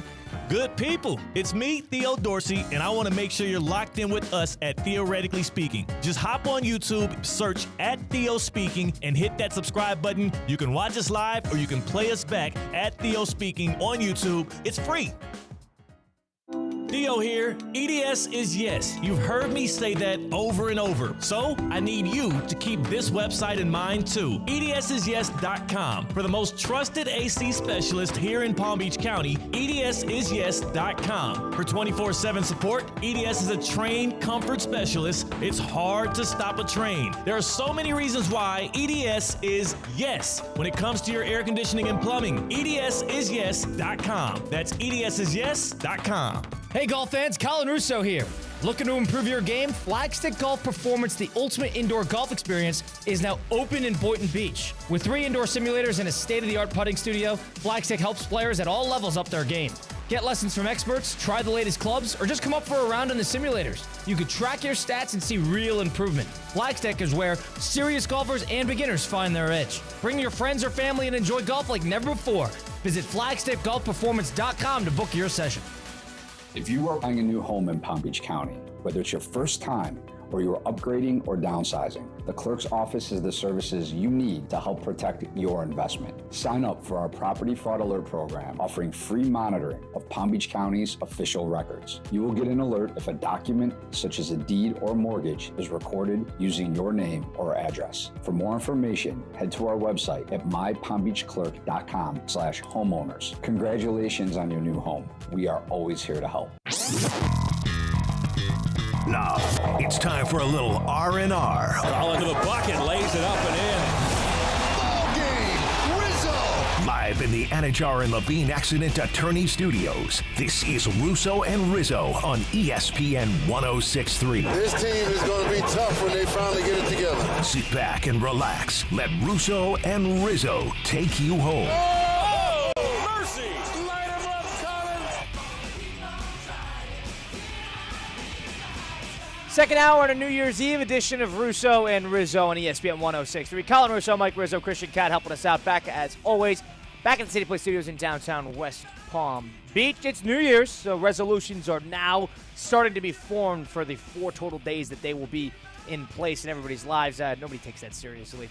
But hopefully, if you have a great resolution that you're going to stick to, please let us know. 888-760-3776. What is that resolution for you? Did you come up with one? Do you? I know you think you're a waste of time, but did you come up with one? I have better, No, I don't really have a great one. Now, Chris. Now, there's a couple things I want. I want to be better with reading. I want to be better with a little bit more consistent in terms of reading and running. But other than that, in lifestyle changes, I need to get better at golf, if that's a resolution. But I want to do that anyway. It's not like I'm a major So, lifestyle Kyle, if I got you a book, you'd read it? Yeah. Okay. Probably. If it was good. If you got me something garbage, I probably wouldn't. No, like, would you? I don't know what you would Would you read the Dune books? Would that be something? Because I thought about Colin. I've already seen it in the movies. Right. My brother waxes poetically about the books. I thought about getting us a set of the books and kind of creating a little show book club. Isn't that fun? Right? No? CK, you want to be part of it? You don't want to do a book club for the show? No, I think I'll pass on that one. Really? All right. Well, it's never mind. Bad idea, but I can only see you through this screen here, but you're looking slimmer. How's that diet coming along? That's what I told him. Diet's doing good, man. I'm happy to finally be able to talk about it. Metrim MD. It's based right at Palm Beach Gardens. Get this. I've been on the diet for 3 weeks now. I'm down 14 pounds in just 3 weeks. Oh, my God. Are you really? Yeah, wow. Exactly. I'm motivated to it, and it's coming off of my face and off my belly. The problem spots that I've had, I'm losing fat, not muscle, and the weight's shedding off quickly, so I'm not, unmotivated. I'm staying motivated because of how much weight I am losing quickly because the professionals at Metrim MD. It's great because it's not a one-size-fits-all plan. I went into Metrim MD. And they said, okay, C-Cat, this is what you are right now. This is what plan would best suit your weight right now and where we want to get you in a timely fashion. So every plan at Metrim MD, it is tailor-made to the individual, not just one size fits all. No gimmicks, no more guessing games. They've got the answers at Metrim MD. The doctors and the professionals there, they know the answers. It's simple as that. It's not some voodoo magic. No, it is scientific, proven Metrim MD. If you want information and you want to book your free consultation, it's free. MetrimMD.com. That's M-E-T, the word trim, MD.com. First thing I said to Christian when I saw him was, bro, you look skinnier. But Colin, it's noticeably different right now. So I totally, it kind of threw me off guard. I double-taked. You know what I mean? I double-took Christian. I'm like, damn, all right. Yeah, you've been gone for about a week and a half of my 3 weeks. Correct, about a week and a half. So definitely see the results. And fair play to Christian for doing it during Christmas time because, by the way, Colin was not good at texting me back over the holidays. It's okay. I annoyed the living you-know-what out of him. But I texted Colin. I said, dude, I ate enough for a regime. I ate enough for a regimen of people being home. So fair play to you, Christian, for being able to do that during the holidays, man, when the food was there. I'm not a big time texter. That's the first thing I'll say to that. But number two, Christian, good for you, buddy. What's the biggest surprise for you in terms of how this is going? The more energy. What's nice is that I'm not actually hungry. The actual plan keeps you full throughout the day, so I'm not like a dog staring at a steak, drooling. No, that's not happening. I'm pretty much full throughout the day. Eat when I need to. Eat when Metro MD says it makes sense to burn fat and shed off the weight. So that's probably the most surprising aspect. It's my first diet ever that I've ever done, and I'm not hungry all day, which is nice. Wow. All right. Good for you as you continue on there in your weight loss journey. Good for you, buddy. Let's get to a little 5 at 5 on Russo and Rizzo. Number 1. Well, the Philadelphia Eagles coach Nick Sirianni hasn't decided whether he's going to let Saquon Barkley attempt to break the NFL's single-season rushing record on Sunday. But he says he'll talk to everyone in the organization, including the owner, Jeffrey Lurie, before making that call should the Eagles let Saquon bake. What does he need, 100 yards? Yeah. I believe. Yeah. He's already passed 2,000. I think it's 21:05 is Dickerson's record. He probably needs in the 80-90 range. Let him do it. Did you see Dickerson come out and say, I hope he doesn't break the record? I thought that was in poor taste. Well, I thought that was in poor taste. Did you? Records are I meant to mean, be. Colin, records are meant to be broken. You don't Listen, want to be. You don't want to be the he's gatekeeper. honest. You don't. He's honest. You don't want it, but you're really going to be the gatekeeper of the record. That's a bad look in my opinion. Maybe. You want the new maybe in poor spirit, Dude, but he's honest. But like, don't you want the next generation to be better? Like, isn't that what life is What about? do I care about the next generation? Come no, on, man. I want to immortalize. I guess I watch too much anime, but I root for the young and up-and-comers to be better than the generation that's currently here. So I don't know. Totally. I thought it was in poor taste. But if you did something that, was never seen before, and you did something that is immortalized in the history of the league or whatever you did, whatever you play in, if you did something like that and somebody was in danger of, the second you're second, nobody cares anymore. If Dickerson now becomes second, nobody cares. He's honest. Anybody who says, I can't wait till he breaks the record is completely lying to themselves. If you thought that, Jordan was happy when Bryant passed him, you're lying. It's just not. It's the same thing. These guys don't want these to be surpassed. I guess, yeah. Professional sports is an egotistical game. You have to have ego in order to be great. I guess that's what it is. I do like, what's the word I'm looking for? Personalized, is that a word? I guess I'm basing my thought process of these things. I guess I'm giving that too much credit. I don't know, man. I root for other people to beat the stuff that I've done. I don't know. Not that That's I'm fine. Not that Colin, not that I'm a professional Mike, athlete and have a record you like didn't that. break the That's what rushing I mean. record in the NFL. At the same time, like I heard someone broke my 3-point record at my high school. I was happy. I was happy that someone was having success. I don't know if I'll agree with this comparison. I don't know if I would be pissed off if I had a 3-point record at my high school. Kid had 7. And I had 6. I had 6 in one game. I don't care about that 7. kid at the high school. I want my record. That I disagree with. All right, That's so a high school. I had 6. It's a 3-point record. Kyle, I had 6. The kid had 7. He broke it 5 years ago. I texted the kid and congratulated him. No. You know what I mean? No, I'm telling the teachers that he was plagiarizing and getting him out of the games. You're out of the end of the season. I agree. I'm sabotaging. You guys are the Christmas people, too, all right? And you're the ones telling me, wasn't it just Christmas time? Are we supposed to be happy for others? If it's something, the second you're second, it's first or lost. That's what that is. All right, Ricky. Wait, you mean Ricky Bob? You're going Ricky Bobby on me if you ain't first or last, Dale? Win by an inch, win by a mile. If you ain't first or last, Dad, I lived my whole life by that. How can you do that to me? If it was so hard, Dickerson did it in, I believe, less games. So if that's the case, I don't know. Be egotistical about it. There's nothing. Now, I don't when have did a problem Dickerson with that. play? Was that our father's generation? Was that our dad's generation? 80s. 80s. Yeah, that was theirs. That was theirs. That was their generation. It was less games, but also it was more attempts. True. Okay. True. So, but it's been an unbreakable record. I have no problem with him. At least he's honest. It may come out in poor taste. What is he supposed to do? He's probably going to call the guy. Usher in the new generation. Be a good sport about it. Michael Jordan's one of one. If he wants to be angry and pissed off all the time, who are we to tell Michael that he's not allowed to do that? I think he's one of one in that situation. I'm not. Listen, usher in the new generation. Number 2. Number 2.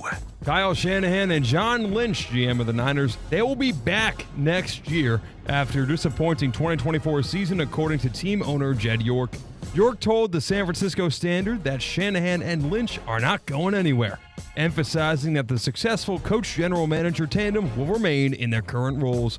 Is the Niners' window slammed shut? Now, Colin, to give a little context here, there are a lot of fans wondering if, obviously Shanahan was always going to be the head coach, but maybe Lynch or whatever, there'd be some sort of restructuring of how things look if they wouldn't work closely. Because let's be honest, this is the Lynch and Shanahan show.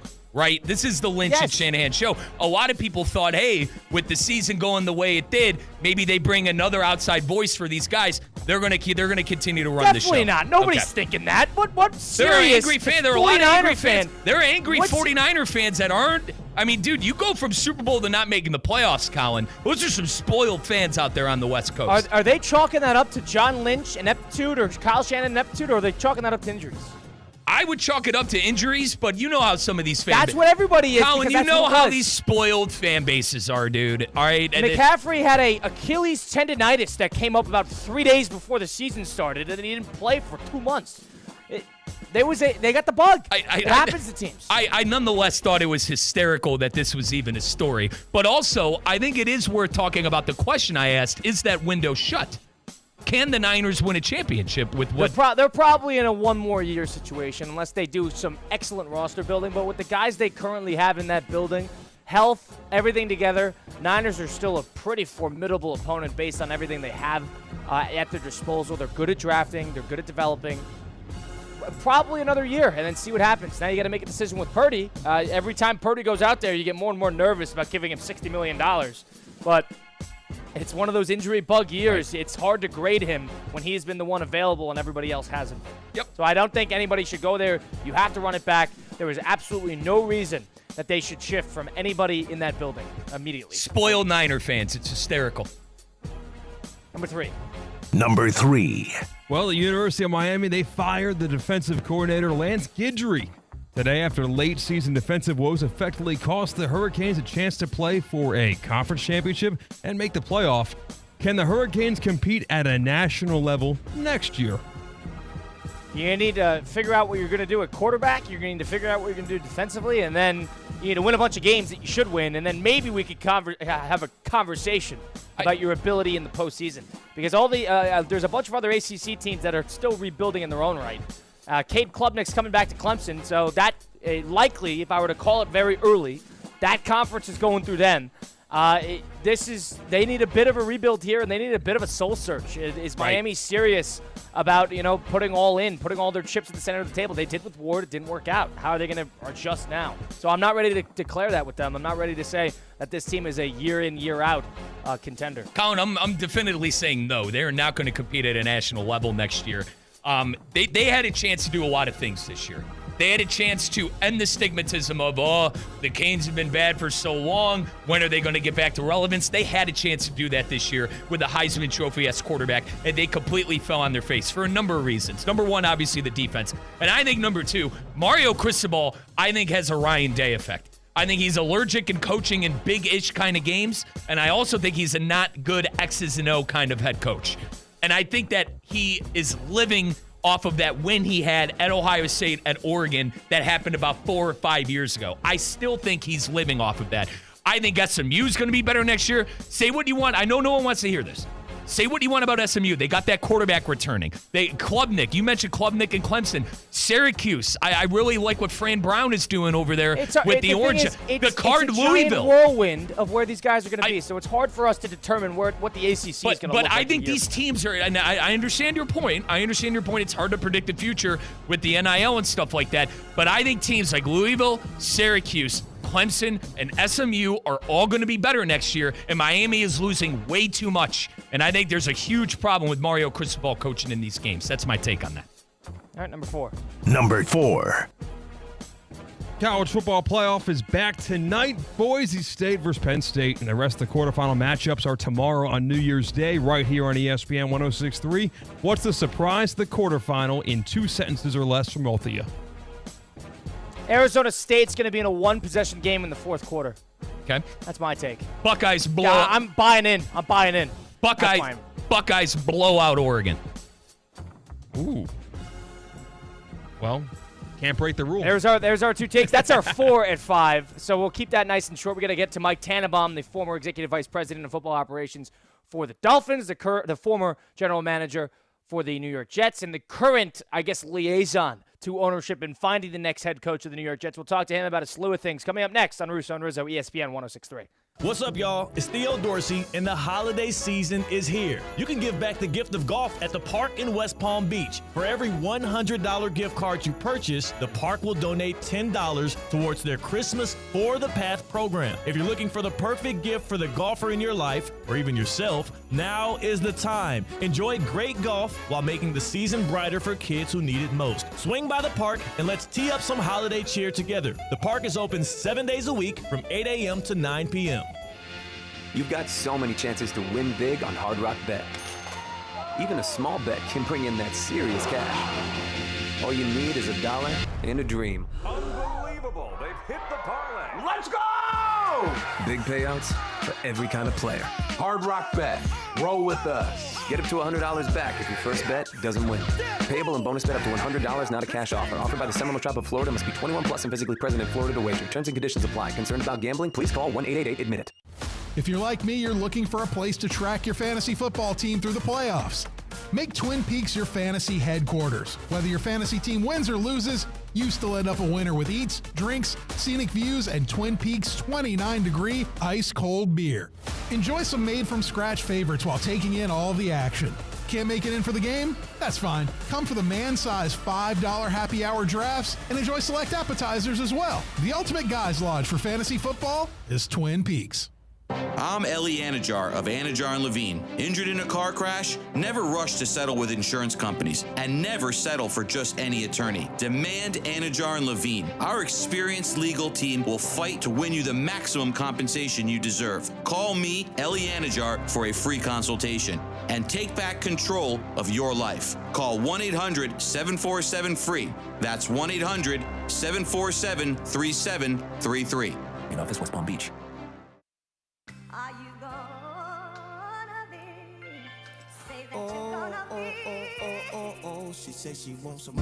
Let's get back to the Anajar and Levine Accident Attorney Studios. This is Russo and Rizzo on ESPN 106.3.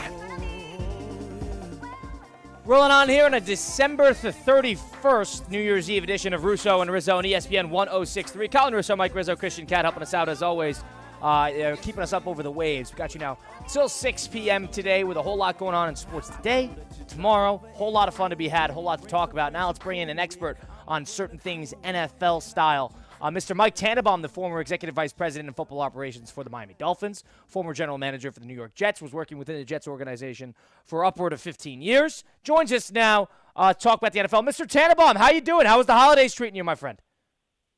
Doing great. Happy and healthy New Year, guys. It's good to be with you. Thanks, Mike. So, Mike, first off, I wanted to start things off. You know, the Detroit Lions certainly proving that even though the game did not mean much, they were able to get victory. And as a former GM, where do you think that culture comes from Dan Campbell of, hey, even though this game might not mean much, are we sure that are you sure that you could get the job done even though in a game that doesn't mean much? Yeah, that's who he is. You know, work with him in Miami and. Oh, hang on. Think where's Mike there? Yeah, I think we're guys. That's what he believes in. Yeah, Mike, I apologize, Mike. We're having a little technical problems with your partner. Okay, there we go. Yep. Yep. Yeah, no, that's who he is.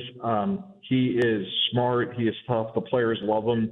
I'm not surprised. Like, as a GM, I wouldn't want to play those players in a game that meant nothing on a short week, but that's who Dan Campbell is, and he's authentically himself. Mike, you have a lot of experience working with teams, working with ownership, working with front offices, and also on top of that, working with the people themselves. Of course, you have representation experience yourself with Steve Kerr and coaches and everything like that. I wanted to get your takeaway because now we're sort of into the part of the season where you're having conversations with people in regard to job searches and everything like that. But just on a generalization point of view, you've been on both sides of this. You have represented from the coach side. Now you're sort of on the other side, and you're the team talking to said coaches. What is sort of the difference in terms of representing on the side of a player or a coach versus now representing on the side of the team talking to said player or coach?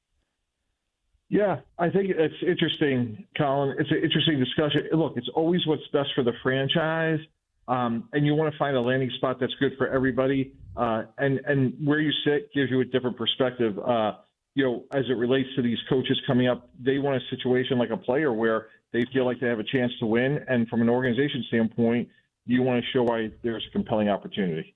Mike, what conversations are teams that are having that aren't in the playoffs right now? Like, obviously, you got your teams that are bona fide in the playoffs. For the teams that are definitely out and high up on the draft list, what are those conversations looking like right now? I think you're trying to evaluate your own. Like, we've talked a lot about the Giants, right? And boy, like, letting Saquon Barkley go, by any measure, it just doesn't make any sense, right? They clearly did not evaluate their own very well. And I think that's really where, like, the evaluation period, to me, that's the most underrated aspect of team building. So I think right now you have to say, like, who's part of our future, who isn't, and that's a really good place to start. You brought up something interesting there, Mike. You mentioned with how the Giants have, I guess, evaluated their own. And the reason we could say that they didn't do it properly is because we were basically in the room with them, with that Hard Rocks on the front office side of things in the offseason. Being a former front office guy yourself, would that drive you absolutely nuts? I feel like having the camera crews and every conversation that you had, I know you could sort of adjust it with Hard Knocks. I know how it works. But ultimately, every wrong move now is magnified because of something like that. Would that drive you crazy if you were in the front office? Yeah, Colin, I think if you ask the Giants, I think they like to have that decision back. What's the upside to doing that? And I think in hindsight, that's something they're going to look at and say, like, that was not accretive to who we are and who we want to be. And there's hard decisions for everybody, to be fair, guys, but to have that illuminated like it was, again, I just don't see the upside. Mike, what's a decision that you made that you wish you could have back? How long do we have on this show? Sure. So, sure. Like there's countless ones, Mike, and I would just say like the ones that where the players held me in check. So, for example, we had a player, Jericho Cottrey. He was a B, not an A. I cut him. I had half the locker room like pounding my door down, saying like, "You don't understand. Like, he's a glue guy. He solves a lot of problems." And it was just a great reminder that this is the ultimate people business, and it's just not like how fast they run, but you're putting a whole team together. Wow, that's interesting. So when the players are split like that, thinking that all right, this is a glue guy. He's important for the camaraderie in the locker room.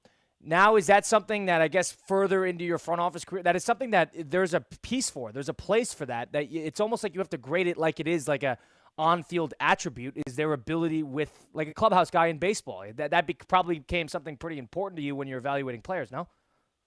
Yeah, that's exactly right. And there's no substitute for experienced guys. Like there's no GM handbook, but after that sort of like experience happened for me, I realized like how important chemistry is, and there's more to it than just the film you're watching and evaluating a player. And I think that's one of those things, until you sit in the seat and deal with it and look at your veterans in the eye, do you realize like how important that is relative to team building. Mike, which team in the NFL has the most work to do when it comes to off-season stuff? Oh boy, just starting with the Giants, I just think all the major questions of coaching, quarterback, they really were disappointing. They've added a lot to the offensive line, Mike, and I just don't think it's been very good. You look at Evan Neal, be a guard tackle, that hasn't worked. Andrew Thomas, obviously, he got hurt, but boy, just think they have a lot of questions that they have. And also, Mike, would you keep in place the GM and head coach who have, let's call it for what it is, had a bad second half of the year? Yeah, I'll tell you, like for me, I would ask them, what did they learn? What would they have done different? One of my expressions, guys, I really believe in is like, the key to life is what you learn once you know it all, meaning like we're all life learners. There's always more to learn. And I'd be curious to see how they'd handle that and what they would have done differently or better before I would make a final determination. Mike Tannenbaum, the current NFL insider and former executive vice president of football operations for the Dolphins and former general manager of the New York Jets, joining us now on Russo and Rizzo. Mike, let's call this like we see it, too. The Minnesota Vikings have shown up to the plate every time that it's been asked upon them, and every time that their pride and, I guess, their ability has been questioned. Kevin O'Connell got to be the coach of the year, in my opinion. But more importantly, Sam Darnold, now there's a decision to be made. He's playing himself into that locker room. You saw the video after that win over the weekend. They love him. He is a glue guy. This is a situation where you don't want people banging on the door of the general manager's office saying, why the hell are you getting rid of him? Vikings, from your perspective, is this a you can't let him walk out the door scenario? Yeah, he can't. You saw that. With just that footage after the game, there's no way you could let him leave. So it's a question of, do you franchise him as a long-term deal? But you talk about a glue guy, a guy that's young, plays the right position. I just don't think there's anywhere that guy could walk out the door. Mike, can you get a first-round pick for J.J. McCarthy this year? Yeah, I don't see why you couldn't, right? I mean, you got to give him a grade of incomplete. So, yes, I do think you get at least a first-round pick. Now, Mike, put me in your shoes, partner. Put me in a GM shoes. Are these conversations the Vikings are having right now? 100%. You're saying how much does Darnold cost, and we're going to go get him. But yeah, what can we get in a trade, for J.J. McCarthy? Because look, maybe you keep both for a year, but for the long term, they have a lot of holes too. Like they could use another corner, another pass rusher. So if I'm Minnesota, I'm going to trade J.J. McCarthy this year and get as much as I can for him. Mike, I want to get your thoughts on something. Bill Belichick said it earlier today, somebody, of course, who you have a relationship with. I said on the Pat McAfee show that the NFL, he wouldn't necessarily say it's a bad thing if they were to consider an NFL draft lottery. Being from somebody who in the front office has played kind of both sides of the ball here, would this be something that intrigues you, that the NFL should towards to sort of combat teams falling off the map there in the second half of the year? Yeah, I think I would. I like the idea of like all the games remaining competitive, maybe a weighted lottery, so it's not a pure lottery. But I think philosophically that makes sense to me. And you want as much competition as you can. Look, with 7 playoff teams making it, most games are competitive for most of the year. But it is an interesting idea. This is not the year for it, too, because there's a lot of teams. What is it, 10 teams that have double-digit losses? In terms of a lopsided, all the playoff spots are mostly locked down. There's a year to make that discussion. It's something like this year because the NFL is very good at adjusting the problem right at its root. And if there is a problem with, I know tanking is sort of a foreign concept to people actually in the building, depending on who you talk to. But in terms of increasing a sense of parity, but also making those games a little bit more competitive towards the end of the year, I don't think it's something that the NFL should necessarily disregard. They should maybe take a page of the NBA or MLB's book, weirdly enough, and look to implement it. Yeah, no, it's a really interesting discussion. I think the NFL gets a lot of things right.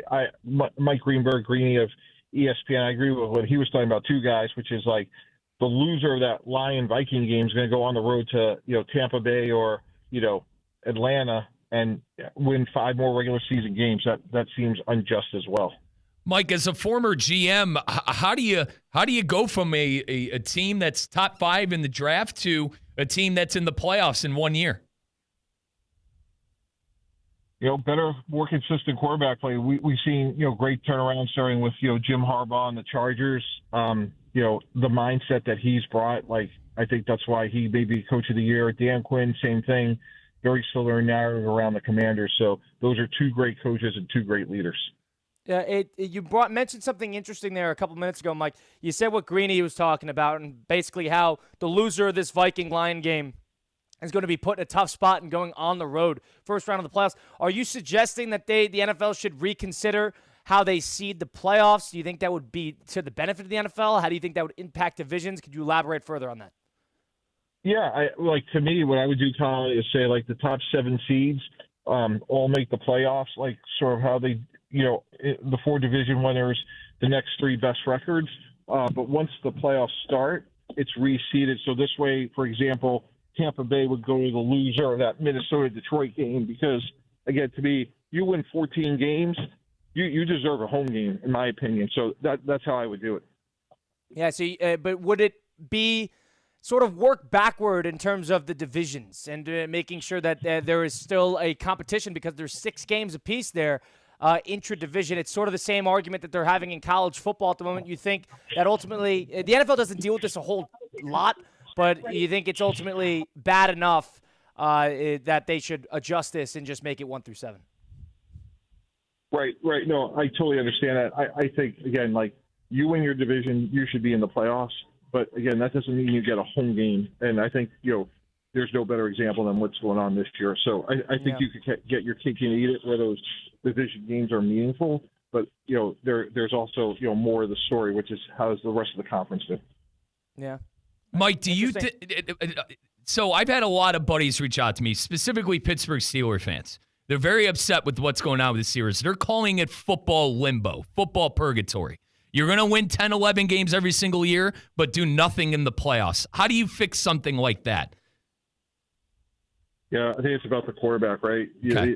They got to get that right. And, look, they probably put a pretty good Band-Aid on it with Russell Wilson, but I think we're seeing, what the ceiling is for him. And I think you get out of limbo by getting, a B-plus or a better quarterback. And let's face it, that's something that both the Vikings and the Buccaneers were able to do this year. Do you think that there's a conversation to be had about the amount of head coaches under the tree of a certain head coach, whether that is Mike Tomlin, who hasn't had anybody notable that he has hired, been plucked out, and of course every Shanahan assistant in the world becomes a head coach, and McVay. Is that an attribute to the coach? Is that an attribute to the system? There's certain guys, Mike Tomlin doesn't have many at all, while Kyle Shanahan gets 1 or 2 guys a year that are plucked. What do you think is sort of the philosophy behind that?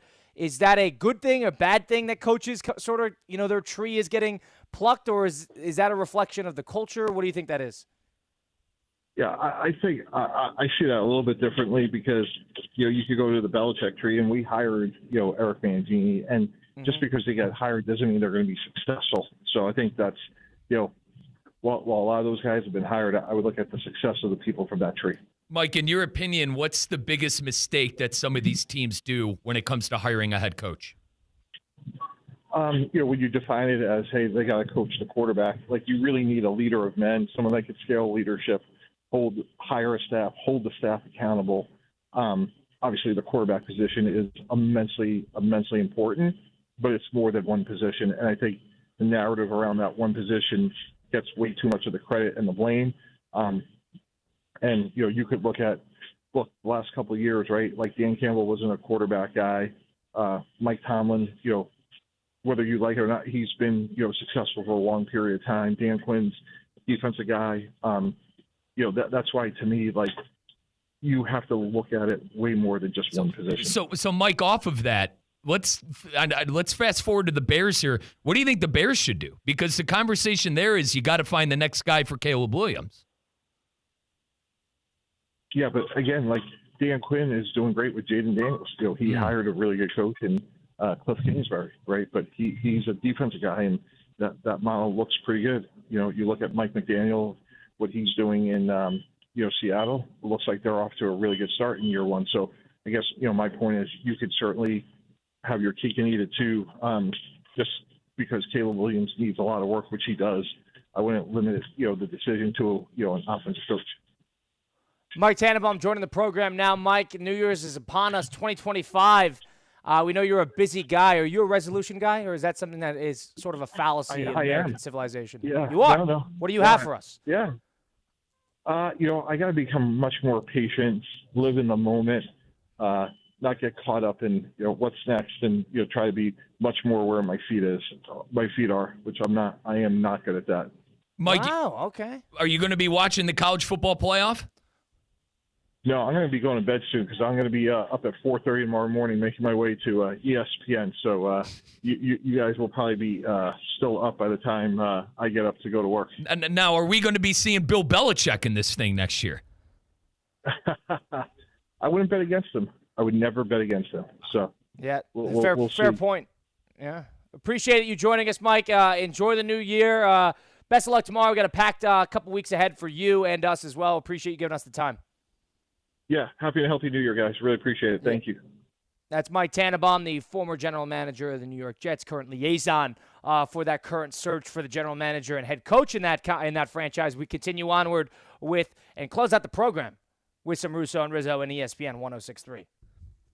Live from the Anajar and Levine Accident Attorney Studios. Anajar and Levine Accident Attorneys. Call 1-800-747-FREE. This is ESPN 106.3. Paradise is waiting for you at the newly reimagined Hilton West Palm Beach. With artful, sun-filled guest rooms, it's the perfect escape. Unwind with resort-style amenities. Indulge in 5 unique dining spots, including the all-new Moody Tongue Sushi. Hilton West Palm Beach offers flexible event spaces, vibrant nightlife, and so much more. Book your stay today at HiltonWestPalmBeach.com. Paradise reimagined at Hilton West Palm Beach. Good Greek moving and storage. Your superhero movers.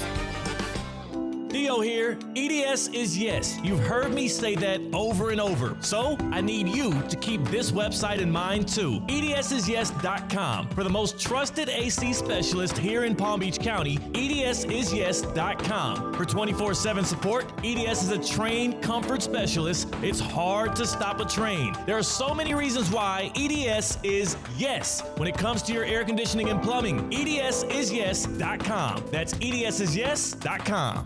Hi, I'm Scott Smith with Smith Ball Baez and Prather, Florida Injury Lawyers. As you have likely seen and heard, law firm advertising is at an all-time high. Attorney ads seem to be part of every radio and TV commercial segment. Some firms are even using paid actors and actresses to speak for them. At Smith Ball Baez and Prather, we know that the decision to hire a law firm should never be based on advertisements alone. It is our past results and many positive 5-star reviews that we encourage you to read at smithball.com to learn more about our law firm. We have board-certified lawyers. We have lawyers listed in the best lawyers in America and in super lawyers. But most importantly, we have experienced lawyers located right here in Palm Beach County and the Treasure Coast that are ready to be your advocate and your voice, and fully prepared to start fighting for your legal rights today. Our purpose, legal power. Our mission, huge results. If you've been injured, the lawyers at Smith Ball Baez and Prather will help. Call us at 500-HELP, 500-HELP. With Smith Ball Baez and Prather, help is just a local phone call away. Offices Palm Beach Gardens, Boca Raton, and Port St. Lucie. Hey, it's CCAT. You want to know the secret to dropping 14 pounds in just 3 weeks? It's MetroMD's medical weight loss program in Palm Beach Gardens. The medical team here is amazing. They take the guesswork out of weight loss with cutting-edge meds and personalized plans that work. I'm already down 14 pounds and I'm losing weight fast while staying motivated. The place is busy because the results speak for themselves. Want to experience it for yourself? Visit MetroMD in Palm Beach Gardens for a free consultation or check out MetroMD.com. That's M-E-T, the word trim, MD.com. Let's do this thing together.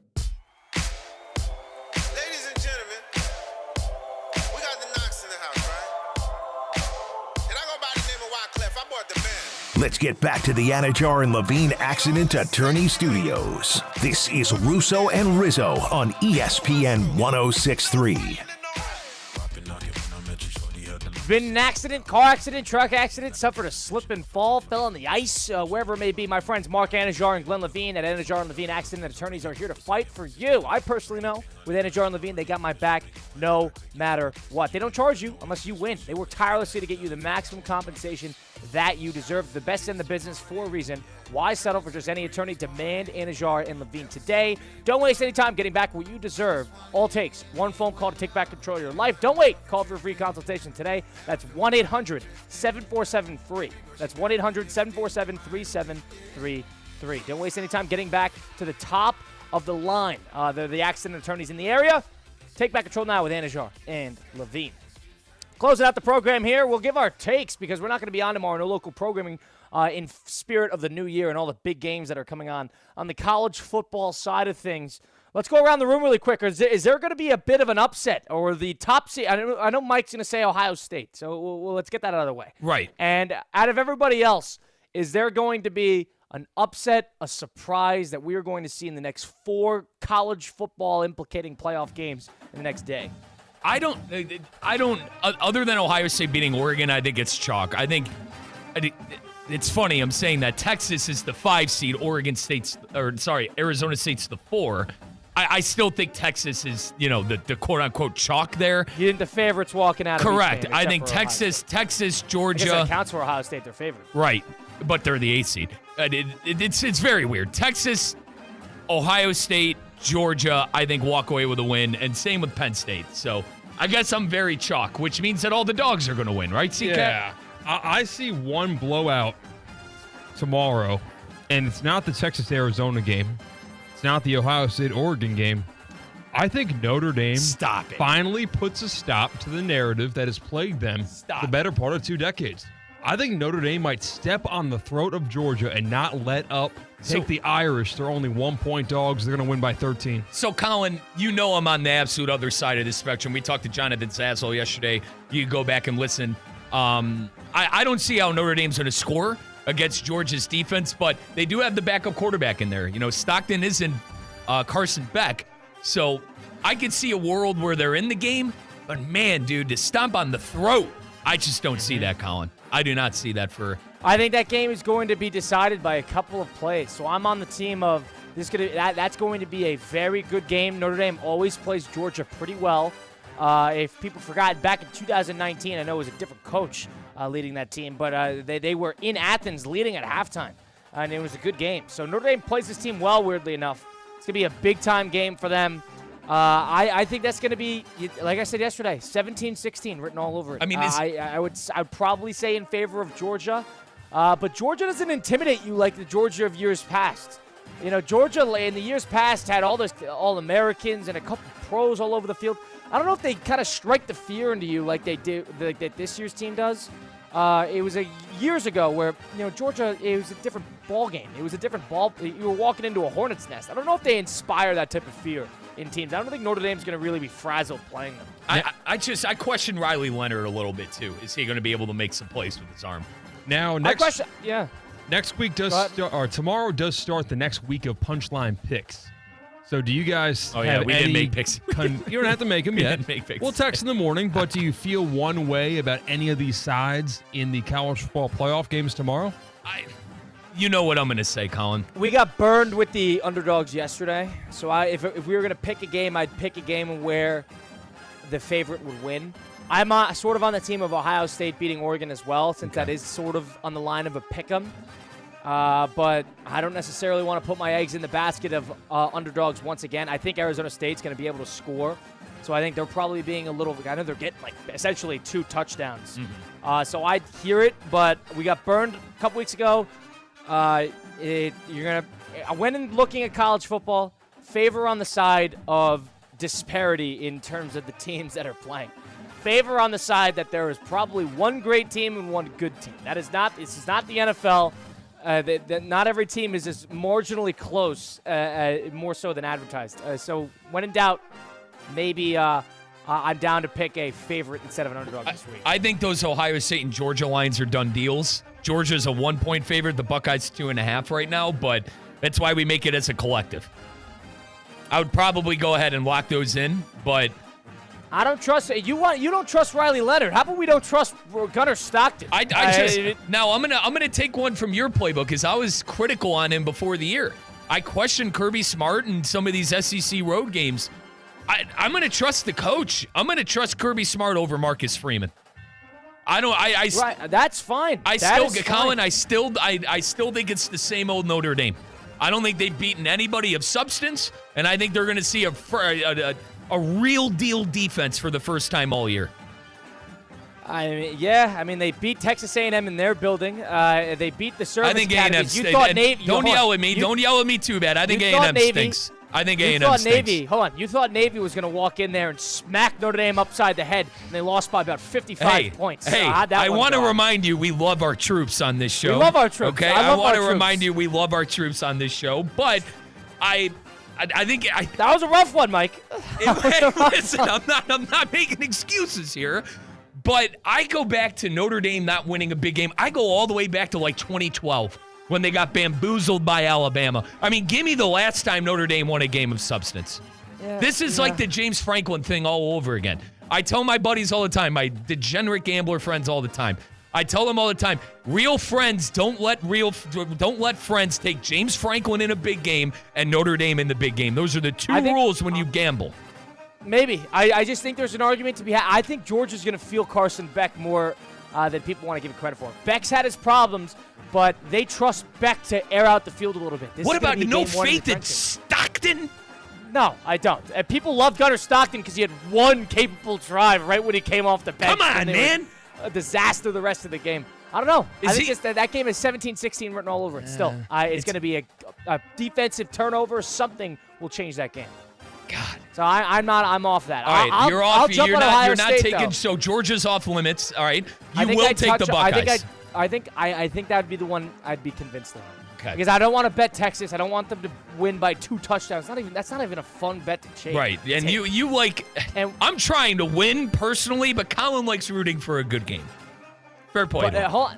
Yeah, I guess. Fair but play. Arizona State, I think Arizona State would play well, but then all of a sudden it's 31-0 Texas in the second quarter. God, so I'm not going to deal with that. Colin, do we ride the wave of the teams that, the Boise's, the SMUs, the Indianas. Does Boise and Arizona State fall under that umbrella? We got burned on that 2 weeks ago. We got burned on that. We took the Indianas of the world. We got burned. What I'm saying is, should we take Clemson. the favorites? Should we take the Texas? That's what I'm trying to say. Or should we? Is this going to be on narrative of Texas? It's just the Jimmies and the Joes are just that much better. I don't like it. I don't trust it. I don't trust it. Let's root for a closer game. All right. So if you want to do that to be Georgia's done well by us all year. Or Ohio State, I'd probably favor on the side of Ohio State. You'll give us the Buckeyes though. Yeah, but the thing weirdly is, enough, those Week 18 lines are a complete nightmare. I want to say too, Dylan Gabriel played his best college game ever in that game versus Ohio State, and they still only won by 1. And there was a chance for the Buckeyes to win at the end of the game. So it's hard to beat a team twice. I don't disagree with that, and I think Ohio State's humming a little bit. But that's going to be a game. One thing I would rock. Take the over of that game. That game's going to have some points. Take the over of that game. But the Buckeye defense is the best defense in the country, no? Oregon's played 3 top 15 defenses this year. They averaged 34 points a game on each of the 3 of them. So I can't – sure. Okay. They score. So does Ohio State. They score. Off that, they did it to Ohio State a couple weeks ago, 2 months ago. Do we trust Buckeye coordinator Jim Knowles to make adjustments? To your point, remember the last time this game happened? Denzel Burke was Bet the over. Looking at Stewart's bum the entire time. What's his first name? The Stewart kid. He's unreal. 5-star receiver. Evan Stewart? Yeah, thank you. Yes. Denzel Burke was looking at his butt the entire game. So yeah, going to be a good game. I anticipate that in a high-scoring matchup. So if I had to put money somewhere, maybe that's what we take. We take Ohio State. Christian Cat took Penn State. If I don't want to ride the other side of that and take Boise, but I don't think we're Ohio allowed State to anyway, right? That was we're not allowed to. I think Wednesday's the turn of the week. All right, fine. It's the start of the new Colin, it's the start of the new horizon. Just like it's the start of the new year coming up tonight. So, Kyle, you're not going to what's that place called? New Haven Toads Club. You're not heading out to a. You're not heading out to a club. I think it's funny how you just looked up an entire state in the USA, an entire state. It's like me, but aren't you top from places Colin, to go out in Florida? It's New Haven. It's in New Haven. That's near you. Yeah, it's not terrible. Toad's place. It's not terribly. You're close, going to Toad's place? Hang on, I got another one for you. BAR, the bar in New Haven, Connecticut. Sounds hipster. BAR. I don't live in New Haven. I don't live in New Haven. How close? So New Haven is where all the pizza is. How close? How close is New Haven? Probably 45 to an hour. My God, that's far. I thought that's New where Haven you were is from. closer to middle of the state of Connecticut. I'm closer to that little leg in that little box. That's where Uncasville? Are you close to Uncasville? Uncasville? There you That's go. where the There you go. Connecticut Sun play. That's where Mohegan Sun is. You could go to Avalon nightclub tonight at Mohegan Sun. You could go there tonight. Mohegan Sun. That's where the Connecticut Sun play. So listen to this, Kyle, quickly. Listen to this. It's a high-tech venue located inside of a casino. Popular spot for bachelorette parties, birthdays, and corporate events. Yeah, it's a giant casino. I think it's a pretty well-known casino. Maybe I'm wrong on that, but it's a hoot to go to once every 5 years, and it's not close to me at all. It's closer to Boston than it is to me. But nonetheless, that was our New Year's Eve edition of Russo and Rizzo. Big thanks to Mike Rizzo and Christian Cat for dealing with me on the remote side of things. I'll be back in studio on Thursday. No remote programming tomorrow. If you missed any of the program, catch us live on ESPN West Palm on YouTube, Facebook, and Twitter, or listen back to the show on Apple, Spotify, wherever you get your podcasts. Enjoy the new year. Happy New Year. Enjoy the games. We'll be back at it Thursday on Russo and Rizzo, ESPN 106.3.